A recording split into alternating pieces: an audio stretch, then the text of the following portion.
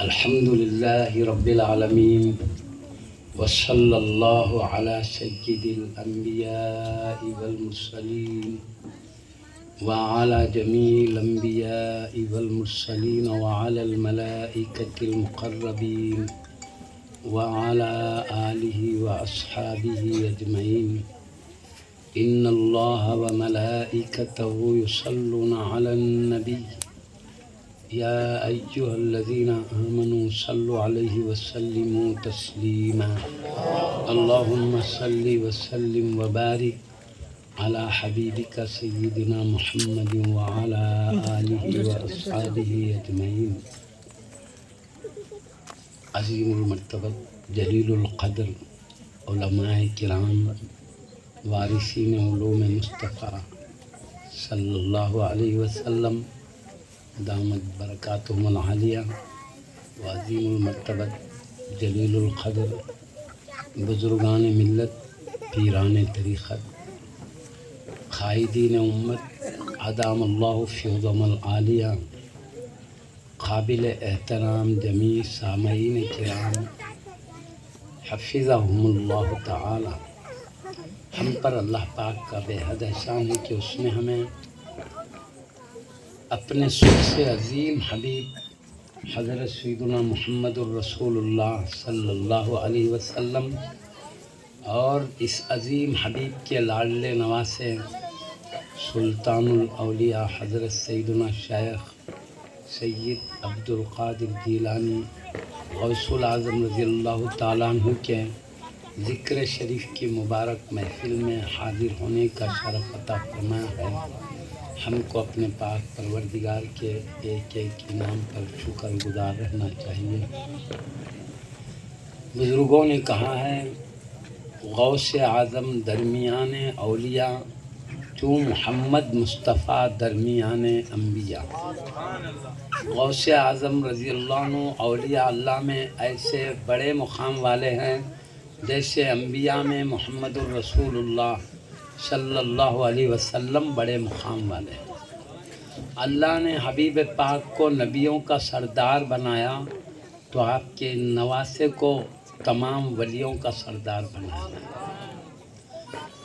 حضور غوث پاک رضی اللہ تعالی عنہ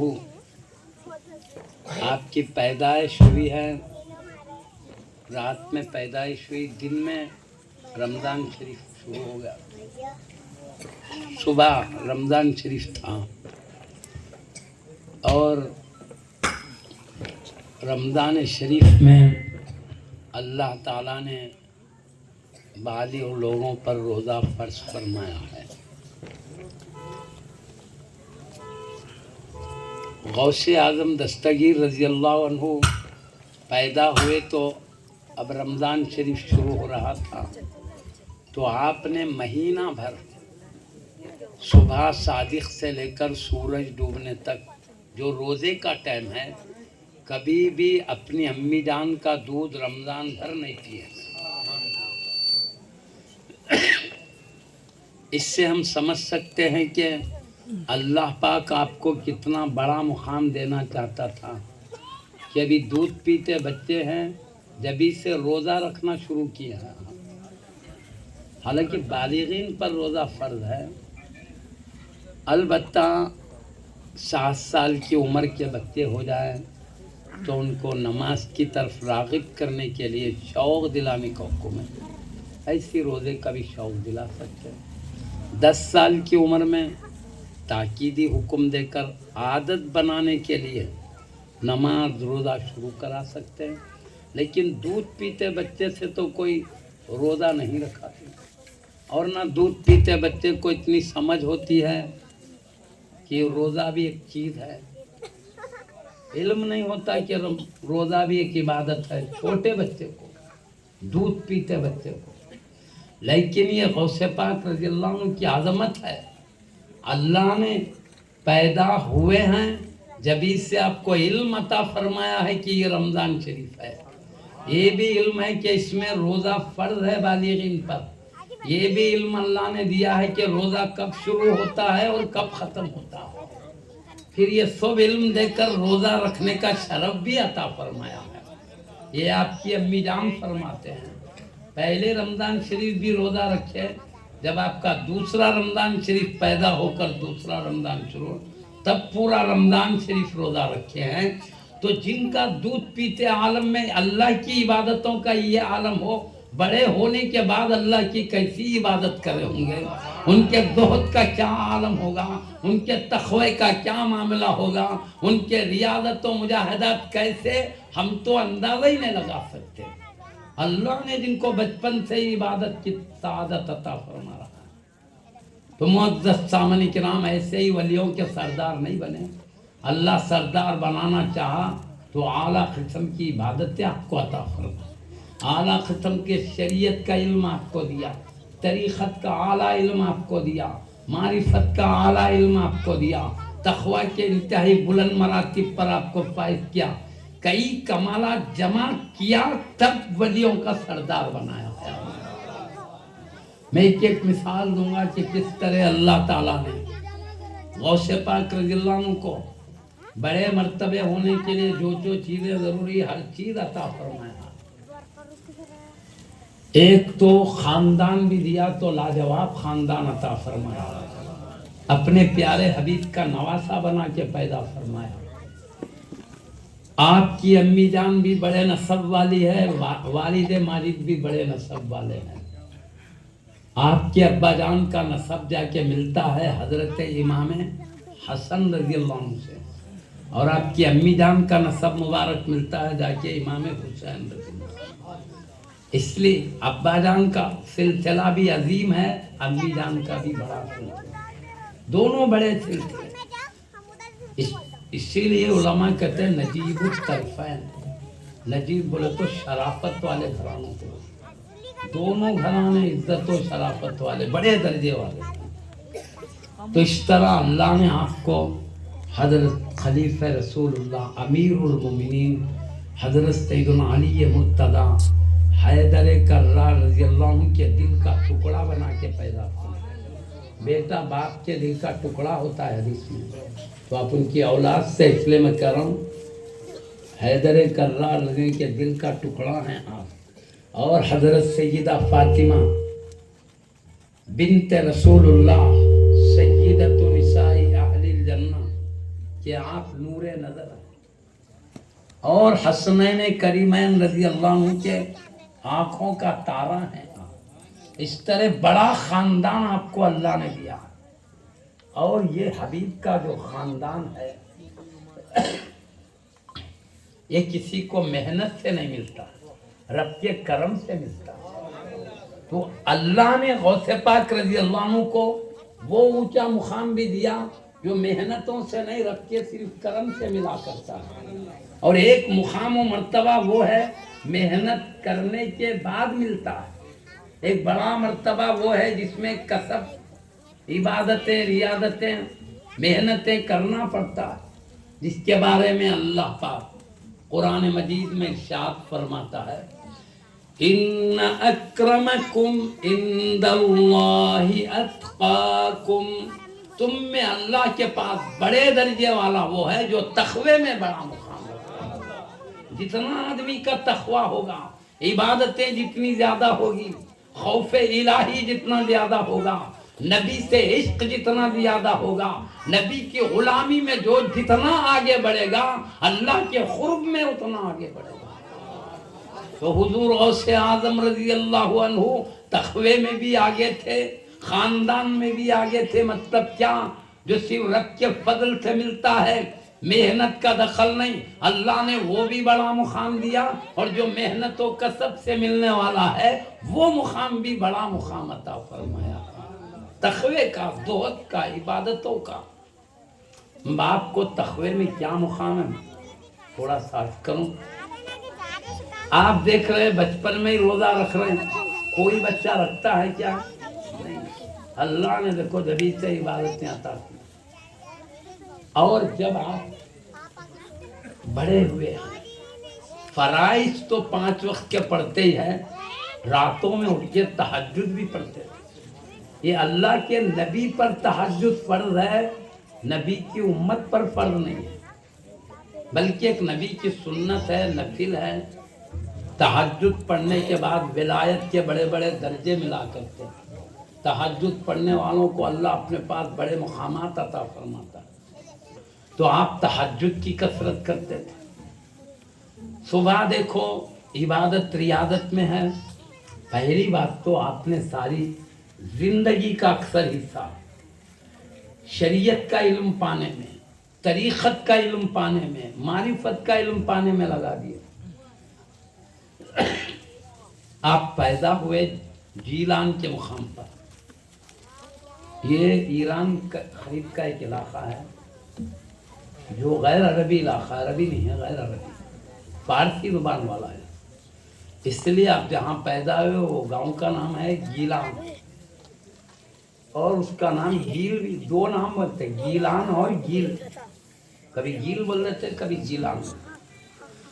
عربی میں کیا کرتے، گاف کا لفظ نہیں ادا ہوتا عربی میں، تو عربی والے کیا کرتے، جتنے گاف کے لفظ اس کو جیم سے بدل دیتے ہیں۔ گیلان ہے تو عرب لوگ جیلان بولتے اس کو، گیل ہے تو جیل بولتے ہیں، سمجھ رہے بات کو؟ تو آپ جیلان کے ہیں یا بولو جیل کے ہیں، دو نام کی۔ اب فارسی زبان میں لکھے تو گیلان کے رہنے والے یا گیل کے رہنے والے، سمجھئے نا؟ جو جس علاقے کا رہنے والا ہے تو یا لگا دیتے ہو۔ عادل آباد کے ہم رہنے والے ہیں نا، عادل آبادی بولتے ہیں۔ حیدرآباد کے رہنے حیدرآبادی ہی لگاتے ہیں، تو گیلان کے رہنے والے اس لیے آپ کو گیلانی بولتے ہیں۔ اور گیل بھی نام ہے اس لیے گیلی بولتے ہیں۔ عربی لوگ کیونکہ گاف کی جگہ جیم پڑھتے ہیں اس لیے جیلانی بولتے ہیں، آپ جیلی بولتے ہیں۔ تو آپ کے لیے جیلی کا بھی لفظ استعمال ہوا ہے، جیلانی کا بھی، گیلانی کا بھی، گیلی کا بھی، یہ چار لفظ استعمال ہوئے ہیں، اور مقام جیلان کے رہنے والے مطلب ہوئے، سمجھئے بات کو؟ تو آپ کو شیخ عبد القادر جیلانی بولتے نہیں، جیلان کے پیدائشی بولنے کا مطلب۔ آپ نے تو زندگی گزارا ہے بغداد میں، پیدا ہوئے ہیں جیلان میں، اس لیے ادھر منسوخ کر کے گیلانی جیلانی بولتے ہیں۔ تو بتا دیں وہ چونکہ ایک غیر عربی علاقہ ہے، آپ نے وہاں پر ابتدائی تعلیم حاصل کی ہے، اور جب 18 سال کی عمر کو پہنچے آپ تو آپ کو جذبہ ہوا کہ شریعت کا علم اعلیٰ درجے کا مجھے حاصل کرنا ہے، بڑے درجے کا علم پانا ہے۔ تو پوری دنیا میں اس وقت شریعت کا علم جو سب سے بڑھ کر تھا اس زمانے میں، تو ملک کے عراق یا بغداد شریف ہے، بغداد شریف میں ایک مدرسہ ہے، اس وقت تھا مدرسے نظامیہ، مدرسے نظامیہ، جیسے ہمارے دکن میں، حیدرآباد دکن میں جامع نظامیہ، یہ جامع نظامیہ میں غوث پاک کے غلام تعلیم پاتے ہیں، وہ مدرسے نظامیہ میں غوث پاک تعلیم پاتے تھے۔ تو وہ تعلیم پانے کے لیے آپ بغداد جانے کا ارادہ کیے ہیں۔ آپ کے والد ماجد کا پہلے وصال ہو چکا تھا، والد موجود نہیں دنیا کی زندگی میں، آپ کے والد ماجدہ تھے۔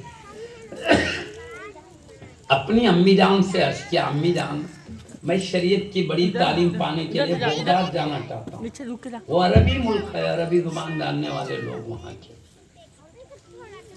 اور علم بھی بہت بڑا تھا وہاں کا، شریعت کا علم۔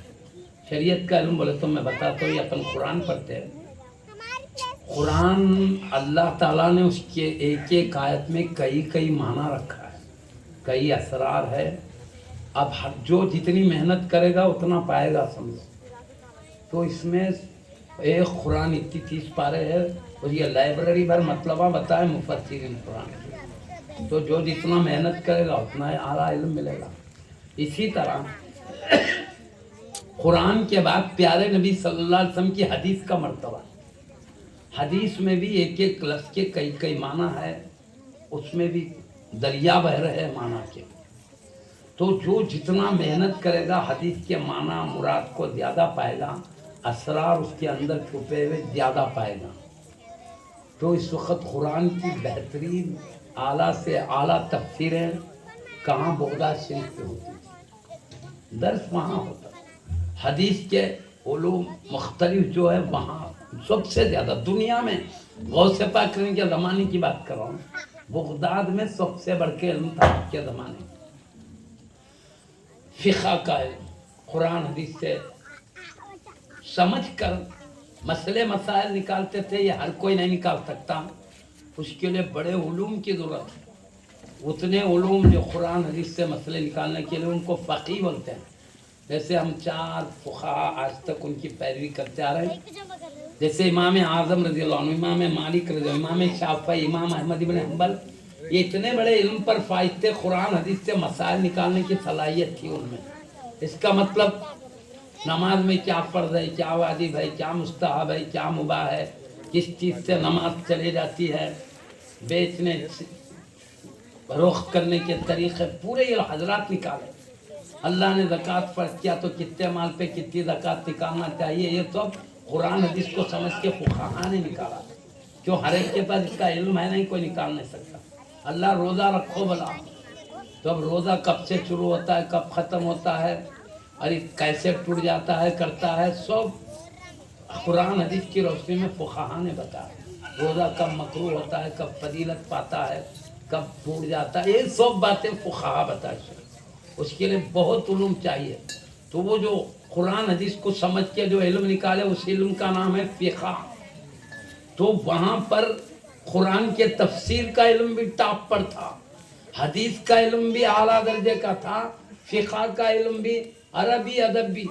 عربی ادب بولے تو ماں کے پیٹ سے پیدا ہوئے عربی ماحول میں, تو عربی بول سکتے ہیں, سمجھ سکتے ہیں, لیکن کہاں زیر دینا, کہاں زبر دینا, وہ خالی ماں کے پیٹ سے پیدا ہوئے تو نہیں آتا, سیکھنا پڑتا.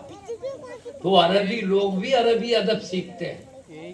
اس کو زیر کہاں لگانا, زبر کہاں لگانا, پیش, اس کا بھی قانون ہے. صرف ایک فن ہے, اس کو صحیح سمجھنے کے, نحو ایک فن ہے.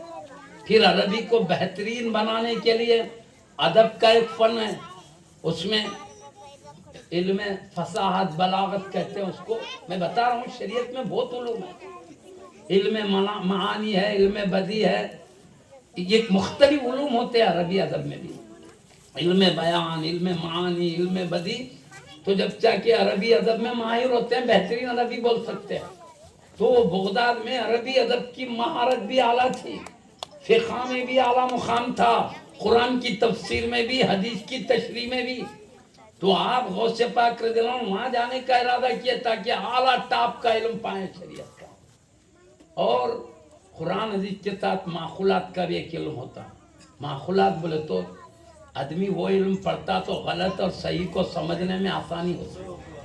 وہ ایک علم ہے, فن. آدمی بات کرنے میں غلطی نہیں کرتا, کوئی دھوکہ دے تو جلدی پہچان سکتا ہے, اس میں صلاحیت ہوتی. وہ ایک علم ہے, فن. اب مطلب کیا ہے, وکیل لوگ ہیں جو بحث کرتے, دیکھو وہ کرتے کرتے باتوں میں پکڑ لیتے کون غلطی کر رہا, کہاں دھوکہ دے رہا, معلوم ہو جاتا ہوں. وہ ملک کے دستور کے علاوہ آدمی کے جھوٹ سچ پہچاننے کا بھی علم پڑھ کے رکھتے ہیں, تاکہ دھوکہ دے, جھوٹ بولے تو سمجھنے میں اس کا بھی ایک فن ہے جی. تو وہ آدمی صحیح بات کر سکتا, صحیح سمجھ سکتا, خوبیاں ہیں اس میں. تو وہ علم بھی شریعت میں داخل ہے, تو اس کو علم معقولات کہتے ہیں. یہ تمام علوم اعلیٰ ٹاپ کے وہاں تھے. تو آپ جا رہے ہیں سیکھنے, تو ذرا دیکھیے آپ کی امی جان سے جب آپ نے پوچھا کیا شریعت کا اعلیٰ درجے کا علم بغداد میں چل رہا, ہمارے پاس اتنا علم نہیں ہے ہمارے علاقے میں. امی جان آپ اجازت دے تو میں جا کے سیکھوں گا. کیوں امی جان سے اجازت لے رہے ہیں؟ بیٹے پر ذمہ داری ہے ماں باپ کی خدمت کرنا, ماں باپ کو خوش رکھنا, ماں باپ کو ناراض ہونے نہیں دینا. پیارے نبی فرماتے ہیں الجنت تحت اقدام الامہات, ماں کے قدموں کے نیچے جنت ہے. بولے تو صحیح بھی جہاں قدم رکھی وہاں جنت ہے نہیں. عربی میں خوبی, ایک لفظ بولتے مطلب ایک لیتے. ماں کے قدم کے نیچے جنت ہے, بولے تو صحیح بھی قدم رکھے جگہ ہے نہیں. ماں قدم رکھے جگہ, ذرا ماں کو ہٹا کے کھودو, جنت نکلتی کیا؟ جنت کے 4 نہریں جاتی اس میں. جنت میں دودھ کی نہر ہے, شہد کی ہے, شراب کی ہے، پانی کی ہے، مگر ایسا شراب نہیں ہے دنیا کی اور صاف ہے۔ یہ شراب میں بدبو ہوتی ہے، یہ شراب پیے تو عقل کم ہوتی ہے۔ وہ شراب جنت کی خوشبودار شراب ہے، اس میں سر میں درد نہیں ہوتا، پیٹ میں درد نہیں ہوتا، عقل چلے نہیں جاتی، عقل اور تیز ہوتی ہے۔ وہاں کا پانی کیا پوچھتے ہیں، جنت بولے تو یہ اپن دیکھ رہے ہیں آسمان بولتے اس کو نظر آ رہا سو، ایسے 7 آسمان ایک کے اوپر ایک ہے، مگر لکے نہیں ہیں، ایک دوسرے کے بیچ میں اتنا فاصلہ ہے جیسے یہ زمین سے آسمان کا فاصلہ کتنا ہے، ایک آسمان سے دوسرے آسمان کا فاصلہ بھی اتنا ہی ہے۔ پھر موٹائی بھی اتنی ہے، خالی حصہ بھی اتنا ہے، موٹائی بھی اتنی ہے، آسمان 500 سال کی دوری تک موٹے۔ وہ 7 آسمانوں کے اوپر اللہ نے جنت بنا کے رکھا ہے۔ یہ دنیا کے جو باغات ہے، یہاں جو میوے اناج نکلتے ہیں، وہ اعلیٰ سے اعلیٰ اللہ پیدا کر رہا، مگر وہ دیکھیں تو اس کے مقابلے میں وہ دیکھنے کے بعد یہ بالکل حقیر معمولی معلوم ہوتے ہیں۔ یہاں کے میوے، یہاں کا اناج وہ اعلیٰ درجے کا ہے، جنت کا بہت بڑا ہے۔ تو خیر بہرحال معزز سامنے کرام، اللہ پاک نعرے تکبیر، نعرے رسالت، سرکار کی آمد، دلدار کی آمد۔ تو معزز سامنے کرام، اب میں عرض کرا تھا حضور غوث پاک رضی اللہ تعالی عنہ جب ماں سے اجازت لے رہے تو ماں کا ایک بڑا مقام ہے۔ اللہ کے نبی کہتے ہیں ماں کے قدموں کے نیچے جنت ہے، مطلب قدم کھودے تو جنت نہیں نکلتی، جنت تو آسمانوں کے اوپر۔ لیکن اس کا مطلب کیا، ماں کے قدموں کے نیچے جنت کا مطلب ماں کو تم خوش کرو اللہ جنت دے گا، ناراض کرو تو جنت سے محروم ہو جاؤ گے۔ اللہ کے نبی نے ماں کا احترام سکھایا، ان سے محبت کرو، مطلب ہے ادب کرو، ان کی بات سنو، ان کا دل مت دکھاؤ، ان کے سامنے اکڑ کے مت رہو، جھک کے رہو۔ میں آپ کو ایک آیت پڑھ دیتا ہوں، اللہ نے ماں باپ کا جو اکرام سکھایا قرآن میں، نقل ہے ایک عظیم ہستی کے کلام کو نقل کیا اللہ نے، کیا اپنے بیٹوں کو نصیحت، فَلَا تَقُلْ لَهُمَا اُفْ، ابا امی کو اف بھی نہیں بولنا، اف بولنا بھی جرم ہے۔ فَلَا تَقُلْ لَهُمَا اُفٍّ وَلَا تَنْهَرْهُمَا، انہیں جھڑکنا بھی نہیں، اف بھی نہیں بولنا، جھڑکنا نہیں۔ وَقُلْ رَبِّ ارْحَمْهُمَا كَمَا رَبَّيَانِي صَغِيرًا، وَقُلْ لَهُمَا قَوْلًا كَرِيمًا، یہ بھی ہے، اور ان سے نرم بات کرنا، زوردار بات نہیں کرنا ان کے سامنے، بھئی آہستہ بات کرنا۔ ماں ہے، باپ ہے، ان کے ذریعے تو اللہ ہم کو پیدا کیا، ان کو تو ذریعہ بنا، وہ نہیں ہوتے تو ہم کہاں تھے؟ جب اتنا احسان اللہ کیا ہے، ان کو ذریعہ بنا، چھپ کے نرم بات۔ اپن بڑے ہو گئے، طاقت آئی، انہوں بوڑھے ہو گئے، کمزور ہو گئے تو جو بولے بول دے رہے، اللہ کو پسند نہیں۔ ہم دنیا میں بھیجے گئے اللہ کی بات سن کے پھر اللہ کے پاس جانے کے لیے۔ اللہ اسی لیے بھیجا جو میری بات سن کے آئیں گے میں بڑے بڑے درجے دوں گا، میری بات نہیں سنیں گے، اپنے نفس کے مطابق زندگی گزاریں گے، پھر میں ان کو سزا دوں گا۔ وہاں جہاں جنت کی نعمتیں ہیں، دوزخ کا عذاب بھی تیار رکھا ہوا ہے۔ یا دنیا میں تھوڑی زندگی ہر ایک کو دیا ہے آزمانے کے لیے، ورنہ ہمارے ابا ہمارے امی آدم علیہ السلام حوا رضی اللہ عنہ جنت میں پیدا کیا تھا اللہ، وہاں سب کو پیدا کر دیتا، پورے انسانوں کو، اولاد کو۔ یہاں کیوں بھیجا؟ آزمانے۔ کیوں؟ جو جتنا میری بات زیادہ سنے گا بڑے مرتبے میں لاؤں گا۔ اب ہمارے ہاتھ میں یہاں آئے ہیں بڑے مقام پانے کے لیے، بڑے درجات پانے کے لیے، اللہ کو راضی کرنے کے لیے۔ یہ جتنے اولیاء اللہ ہے وہی کام کیے ہیں، اللہ کے قریب ہونے کے لیے اپنی زندگی کو وقف کیا، اللہ کو راضی کرنے کے لیے۔ وہ دیکھتے رہے اللہ کی کیا مرضی ہے، رسول کی کیا مرضی ہے، ان کے موافق زندگی گزار کے اللہ کی چاہت حاصل کریں۔ سمجھے؟ غوث پاک کیوں جا رہے ہیں بغداد کو؟ دیکھیں اللہ مجھے کیا حکم دے رہا ہے، رسول مجھے کیا حکم دے رہے ہیں، سمجھنے کے لیے تو جا رہے ہیں نا۔ سمجھے؟ علم سیکھنے کا مقصد ہی اللہ کی باتیں سمجھنا ہے، کیونکہ اللہ نے قرآن میں بتایا، قرآن کا مطلب مصطفیٰ نے سمجھایا۔ تو قرآن حدیث میں ہی ہم پیدا کیوں ہوئے، کیا کرنا ہے یہاں، نماز روزے زکوٰۃ حج کیوں بولا اللہ، حکم ہے، میں جو بول رہا ہوں کرتے کیا نہیں کرتے؟ ٹی چارہ سو جاؤ، اللہ بول رہا نماز پڑھو، نہیں اپنی دل کی بات سن رہے، آرام چاہیے، میں رب کا حکم نہیں چاہیے، تو یہاں ہم اپنی مرضی سے زندگی گزارنا آسان ہے، مرنے کے بعد پھر اپنی مرضی نہیں چلے گی، دنیا میں اپنی مرضی سے گزارو گے، وہاں اس کی مرضی سے رہنا پڑے گا، یہاں اس کی مرضی کے موافق چلو، مرنے کے بعد ہماری مرضی کے موافق اللہ نوازے گا، ہم چاہتے ہماری خواہش کے مطابق اللہ عطا کرے، اس کی مرضی کے موافق ہم زندگی گزاریں، جیسے اللہ والوں نے زندگی گزار کے اللہ والے بن گئے۔ اللہ کے دوست کیوں بنے، اللہ کی بات سنیں، دوست کی بات سنتا نہیں جی، دوست اور بات نہیں سن رہے، ایک ہی دوستی، تو ولی کو ولی اس لیے بولتے اللہ کی بات سنتا، اب اس کے بھی درجے ہے بھائی، اللہ بولے سوتا اپنے طرف سے راضی کرنے اور بھی کرتے ہیں، غوث پاک کا وہی معاملہ تھا، 5 وقت کی نماز پڑھو بولے، وہ پڑھ کے نفل بھی پڑھتے تھے اور زیادہ عبادت کرتے تھے۔ اب سنو، میں آپ کو شارٹ فارم بولتا ہوں، تو میں عرض کر رہا تھا ماں باپ کا بڑا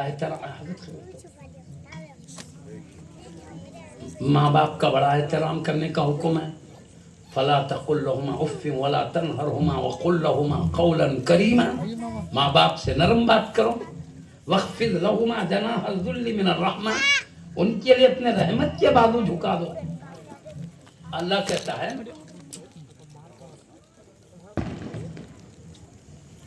ہم کو بڑوں کا ادب کرنے کا بھی حکم ہے، چھوٹوں پہ شفقت کرنے کا بھی ہے، محبت بھائی چارگی سے، صلہ رحمی سے سب رہنے کا بھی، آپس رشتے، خاندان، پڑوس، سب کا خیال کرنا ہے۔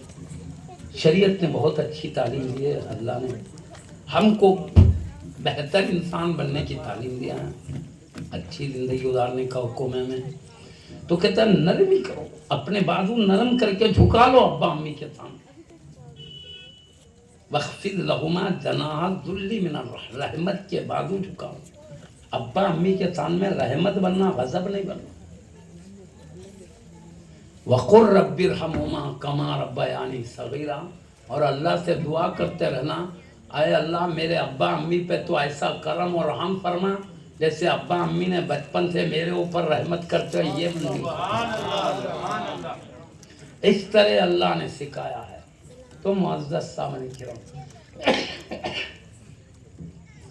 اب میں عرض کر رہا تھا ہماری عربی میں ایک لفظ بولتے مراد ایک لیتے، جو سمجھنے کا، تو خیر بہرحال حضور غوث پاک رضی اللہ تعالیٰ عنہ 18 سال کی عمر کے تھے، اب امی جان تھے، کیونکہ ان کے حقوق ہے، محبت کرنا، ادب کرنا ہے، خدمت کرنا ہے، تو وہ سب چھوڑ کے جا رہے تو اجازت نہیں لینا پڑتا، امی اجازت ہے کیا، اب یہاں وہاں گئے تو کیا حق ادا کر سکتے، خدمت کر سکتے نہیں، سب سے بڑھ کر ماں باپ کیا چاہتے، میرا بیٹا میرے نگاہوں کے سامنے ہو، کون نہیں چاہتا، دعائیں کر کر کے بچوں کو حاصل کرتے اللہ سے، اب بچہ ملا وہ بھی 18 سال کی عمر کو تو خدمت کرنے کے لائق ہے، بیٹے اور ماں باپ میں اللہ محبت گہری کر دیتا ہے، تھوڑی دیر کی جدائی برداشت نہیں ہوتی، تو امی سے جدا ہو جانا ماں کا دل ہی گوارا کرنا پڑتا، لیکن چونکہ اب کی امی جان اعلیٰ درجے کی ولیہ تھی، انہوں نے دیکھا ہمارے نانا جان محمد الرسول اللہ صلی اللہ علیہ وسلم کی شریعت کو سیکھنے جانا چاہتے ہیں، تو اپنے رخت جگر کی محبوب صورت دیکھنے سے ہمیشہ کے لیے جدائی کا وقت آ رہا، لیکن آپ نے کہا میرے لخت جگر میرے نگاہ سے دور ہو رہا ہے، لیکن میرے نانا جان کے دین کو سیکھنے کے لیے، بیٹا تم جب اپنے نانا جان کے دین کو سیکھنے کے لیے ہم سے جدا ہو رہے ہیں، ہم تمہاری جدائی بھی گوارا کرتے ہیں، جا سکتے ہیں بیٹا، ہماری خدمت ہم معاف کر دیتے ہیں، ابھی کام کا ٹائم ہے، ابا بھی نہیں ہے ماں کی خدمت کا، لیکن دین کی کیسی محبت ہے، امی جان بھی ولیات تھے، آپ کے ابا جان بھی ولیات تھے، انہوں نے بخوشی اجازت دیا، کہا جاؤ بیٹا اعلیٰ تعلیم پاؤ، کیونکہ وہ تعلیم میں یہاں رہ کر اللہ کی مرضی سمجھنا تھا، اللہ کیا چاہتا ہے ان کو وہ سمجھ کر عمل کر کے پھر اللہ کا قرب اور اس کی خوشی حاصل کرنے کا معاملہ، کیونکہ اللہ وہ تو اللہ ہے، پورے کائنات میں سب سے بڑھ کے حق ہم پر اللہ کا۔ ماں باپ بھی دیا تو اللہ نے دیا، بھائی بہن بھی دیے تو اسی نے دیا، نانا نانی بھی اسی کی عطا ہے، دادا دادی بھی اسی کی عطا ہے، پوترے بھی اللہ نے دیا ہے، نواسے بھی اللہ نے دیا ہے، اور یہ سب اللہ کا کرم۔ ہمارے چلنے کے لیے زمین اسی نے دیا، ہمارے پینے کے لیے آسمان سے پانی اسی نے برسایا، زمین سے چشمے اسی نے جاری کیے، اناج پانی برسا کے وہی پیدا کرتا ہے تاکہ کھا کے بھوک مٹائیں۔ یہی نہیں، بھوک مٹائے نہیں بندے، میوے بھی پیدا کرتا ہوں تاکہ لذت بھی تم حاصل کرو۔ کیا کیا اللہ کے انعامات احسانات نہیں ہیں، اس کا ہم پر بہت بڑا حق ہے۔ وہ پانی نہیں برسا ہے، اناج نہیں ہوا تو کتنا بھوک پیاس سے تڑپ جائے گا آدمی، کتنا احسان ہمارے کو پیدا کیا، یہ خود احسان ہے۔ نہیں پیدا کرتا تو ہوتے ہی نہیں، دکھتا ہی نہ، زمین دکھتی نہ، کدھر رہتے پتہ ہی نہیں چلتا۔ پیدا بھی کرا، خالی گوشت کا ٹکڑا بنا کے پیدا کر دیتا تو وہیں لڑک لیتے رہنا پڑتا تھا۔ ارے آنکھ دے کے پیدا کیا، ہم کو نہیں معلوم ہم کو کیا ضرورت ہے، اللہ کو معلوم کیا ضرورت ہے، پورے دے کے پیدا کیا۔ بندے کو دیکھنے کی ضرورت ہے، آنکھ دے دیا، سننے کی ضرورت ہے، کان دے دیا، بولنے کی ضرورت ہے، زبان دے دیا، چبانے کی ضرورت پڑے گی، دانت دے دیا، سمجھنے کی ضرورت پڑے گی، سر میں بھیجا رکھا، بھیجے میں عقل پیدا کی، بھیجا نازک بنایا، اس کی حفاظت کے لیے سر کی ہڈیوں کو مضبوط کر دیا تاکہ کسی معمولی حادثے سے فیگل خراب نہ ہو جائے۔ کیسا نظم ہے، پکڑنے کی ضرورت پڑے گی، ہاتھ دیا، چلنے کی ضرورت پڑے گی، پیر دیا۔ ارے بھائی وہ لمبا ہاتھ کرتا تو کیا کرتے، چیز لے نہیں سکتے، اس میں جوڑوں میں جو خوبی دیا تھا کہ لے کر 5 انگلیاں دیا پکڑنے کے لیے، اس میں جوڑ پیدا کی۔ ارے یہ لمبا کرتا تو پکڑ سکتے جی کوئی، یہی ضرورت ہے۔ اللہ کی قدرت بتا رہا ہوں، ہماری ہر ضرورت کا انتظام کیا، جوڑ دیا، جتنا پکڑنا ہے موڑنا ہے۔ کیسی شان ہے بتاؤ، احسان نہیں ہے اللہ کا؟ تو سب سے بڑھ کر اللہ کی بات سننا، اسی لیے اولیاء اللہ پہلے دیکھتے تھے میرا رب کا کیا حکم ہے وہ سمجھے، اسی کو سمجھنے کے لیے پہلے شریعت طریقت معرفت پا کے پھر احکام پہ چلتے، پھر خدا کے دوست بن جاتے تھے۔ سمجھنے کی بات کو تو یہی سیکھنے کے لیے جا رہے ہیں، میرا رب کیا بول رہا ہے میں جا کے سیکھوں، میرے مصطفیٰ نے مجھے کیا حکم دیا ہے سیکھوں، اس لیے جا رہے ہیں۔ 18 سال کی عمر، امی جان بھی کہتے ہیں اپنے نانا جان کا دین سیکھنے جا رہا بچہ، بیٹا خوشی سے جا سکتے ہو، اور یہ بیٹا بھی اتنا بڑا ولی ہے، ماں سے جدا ہونا کوئی معمولی بات ہے جی؟ ماں کی صحبت سے محروم رہنا، دیدار سے محروم رہنا، یہ بھی خود بہت بڑی بات تھی، لیکن یہ غوث پاک کا دل ہے، اللہ رسول کی محبت اتنی غالب آ گئی، دین پاک کی محبت میں ماں کی جدائی بھی برداشت کر رہے ہیں، دونوں بھی ایک دوسرے کی جدائی برداشت کر رہے ہیں شریعت کی خاطر، دین پاک کے لیے، قرآن و حدیث کے لیے۔ اس سے ہم قرآن حدیث کی عظمتوں کو سمجھ سکتے ہیں، اس کی تعلیم کی اہمیت کو سمجھ سکتے ہیں۔ وہ نور ہے علم، جیسے روشنی ہے تو آدمی صحیح راستہ طے کرتا ہے، اندھیرا ہے تو کوئی بھی گڑھے میں گر سکتا ہے چلتے چلتے، سانپ آ رہا نہیں معلوم، رسی پڑی ہوئی نہیں معلوم اندھیرے میں، لیکن اجالا ہے تو رسی کو رسی سمجھے گا، سانپ سے بچے گا، ہے نا؟ ایسے علم نور ہے، وہ ہے تو اللہ تک پہنچنے کا راستہ سمجھ میں آئے گا، مصطفیٰ کے چوکھٹ تک پہنچنے کا راستہ سمجھ میں آئے گا، اللہ کے غضب کے راستے بھی قرآن حدیث بتاتے ہیں، کن میں ناراضگی ہے اللہ کی، اللہ راضی کس میں ہے وہ بھی اسی میں بتایا گیا ہے۔ تو معزز سامنے کے نام اس کے خاطر اجازت لیے، امی جان نے اجازت دیا ہے، معزز سامعین کرام، یہ ربیع الاول بھر بیان ہوتے رہے، غوث پاک کا اسپیکر کہیں یہاں کہیں وہاں، وہ کھینچتے رہتے آواز، اس میں جا کے تھوڑی بہت کھانسی ہو گئی ہے، خراب برداشت کیجیے، یہ کھینچتے رہتے ادھر سے، پھر یہاں تھوڑے لگا دے بعض لوگ۔ نعرہ تکبیر، نعرہ رسالت، فیضان شیخ الاسلام، فیضان غوث العظم۔ میں عرض کر رہا تھا دین پاک کے لیے ابا بھی امی جان بھی راضی ہے، بیٹا بھی اپنی ماں کی جدائی کو برداشت کر۔ اب کیا تھا وہ دور، ایسا نہیں تھا جہاز میں بیٹھے گھنٹہ بھر میں اڑ کے چلے گئے کا دور نہیں تھا۔ یہ آج کل ریل ہے، کار ہے، بس ہے، ایک سے بڑھ کر وہ دور پیدل چلنے کا، گھوڑوں پہ اونٹوں پہ چلنے کا دور تھا، لمبا راستہ طے کرنا، گرمی کی شدت و عرب میں بہت ہے، پھر ہوائیں چلتی تو گرد و غبار جو آنکھوں کو آتی ہے، کبھی سردی ہوتی تو ٹھنڈی ہوائیں الگ، یہ سب تکالیف کو برداشت کرتے ہوئے سفر کرنا تھا، کوئی معمولی سفر نہیں تھا۔ پھر وہ الگ دور تھا، جا رہے ہیں لوگ اپنے تجارت کے لیے، زراعت کے لیے، اپنے کاموں کے لیے، وہ جنگل پہاڑی علاقے، پھر اس میں ڈاکو الگ، لٹیرے الگ ہوتے تھے۔ اب اس لیے ڈر کے مارے الگ الگ نہیں جاتے تھے، بڑے بڑے قافلوں کی شکل میں لوگ نکلتے تھے، سینکڑوں لوگ مل کے ہمت کے لیے۔ اب وہ ڈاکو آ کے چلو جو ہاتھوں میں ہے دو، نہیں دیتے، لڑنے گئے تو پھر ماری ڈال دیتے تھے، وہ دور خطرناک تھا۔ اب دیکھا بغداد شریف کو ایک قافلہ تجارت کے لیے جا رہا ہے، تو آپ کی امی جان نے کہا بیٹا وہ قافلہ جا رہا ہے، تم ساتھ ہو جاؤ بیٹا، یہ قافلہ بغداد جا رہا ہے، تم بھی ان کے ساتھ ہو کر چلے جاؤ۔ پھر ماں کے دل میں جو اولاد کی محبت ہوتی ہے وہ سب جانتے ہیں، ماں باپ جانتے ہیں، اور محبت کم ہے تو پیارے نبی کے حکم ہے ماں باپ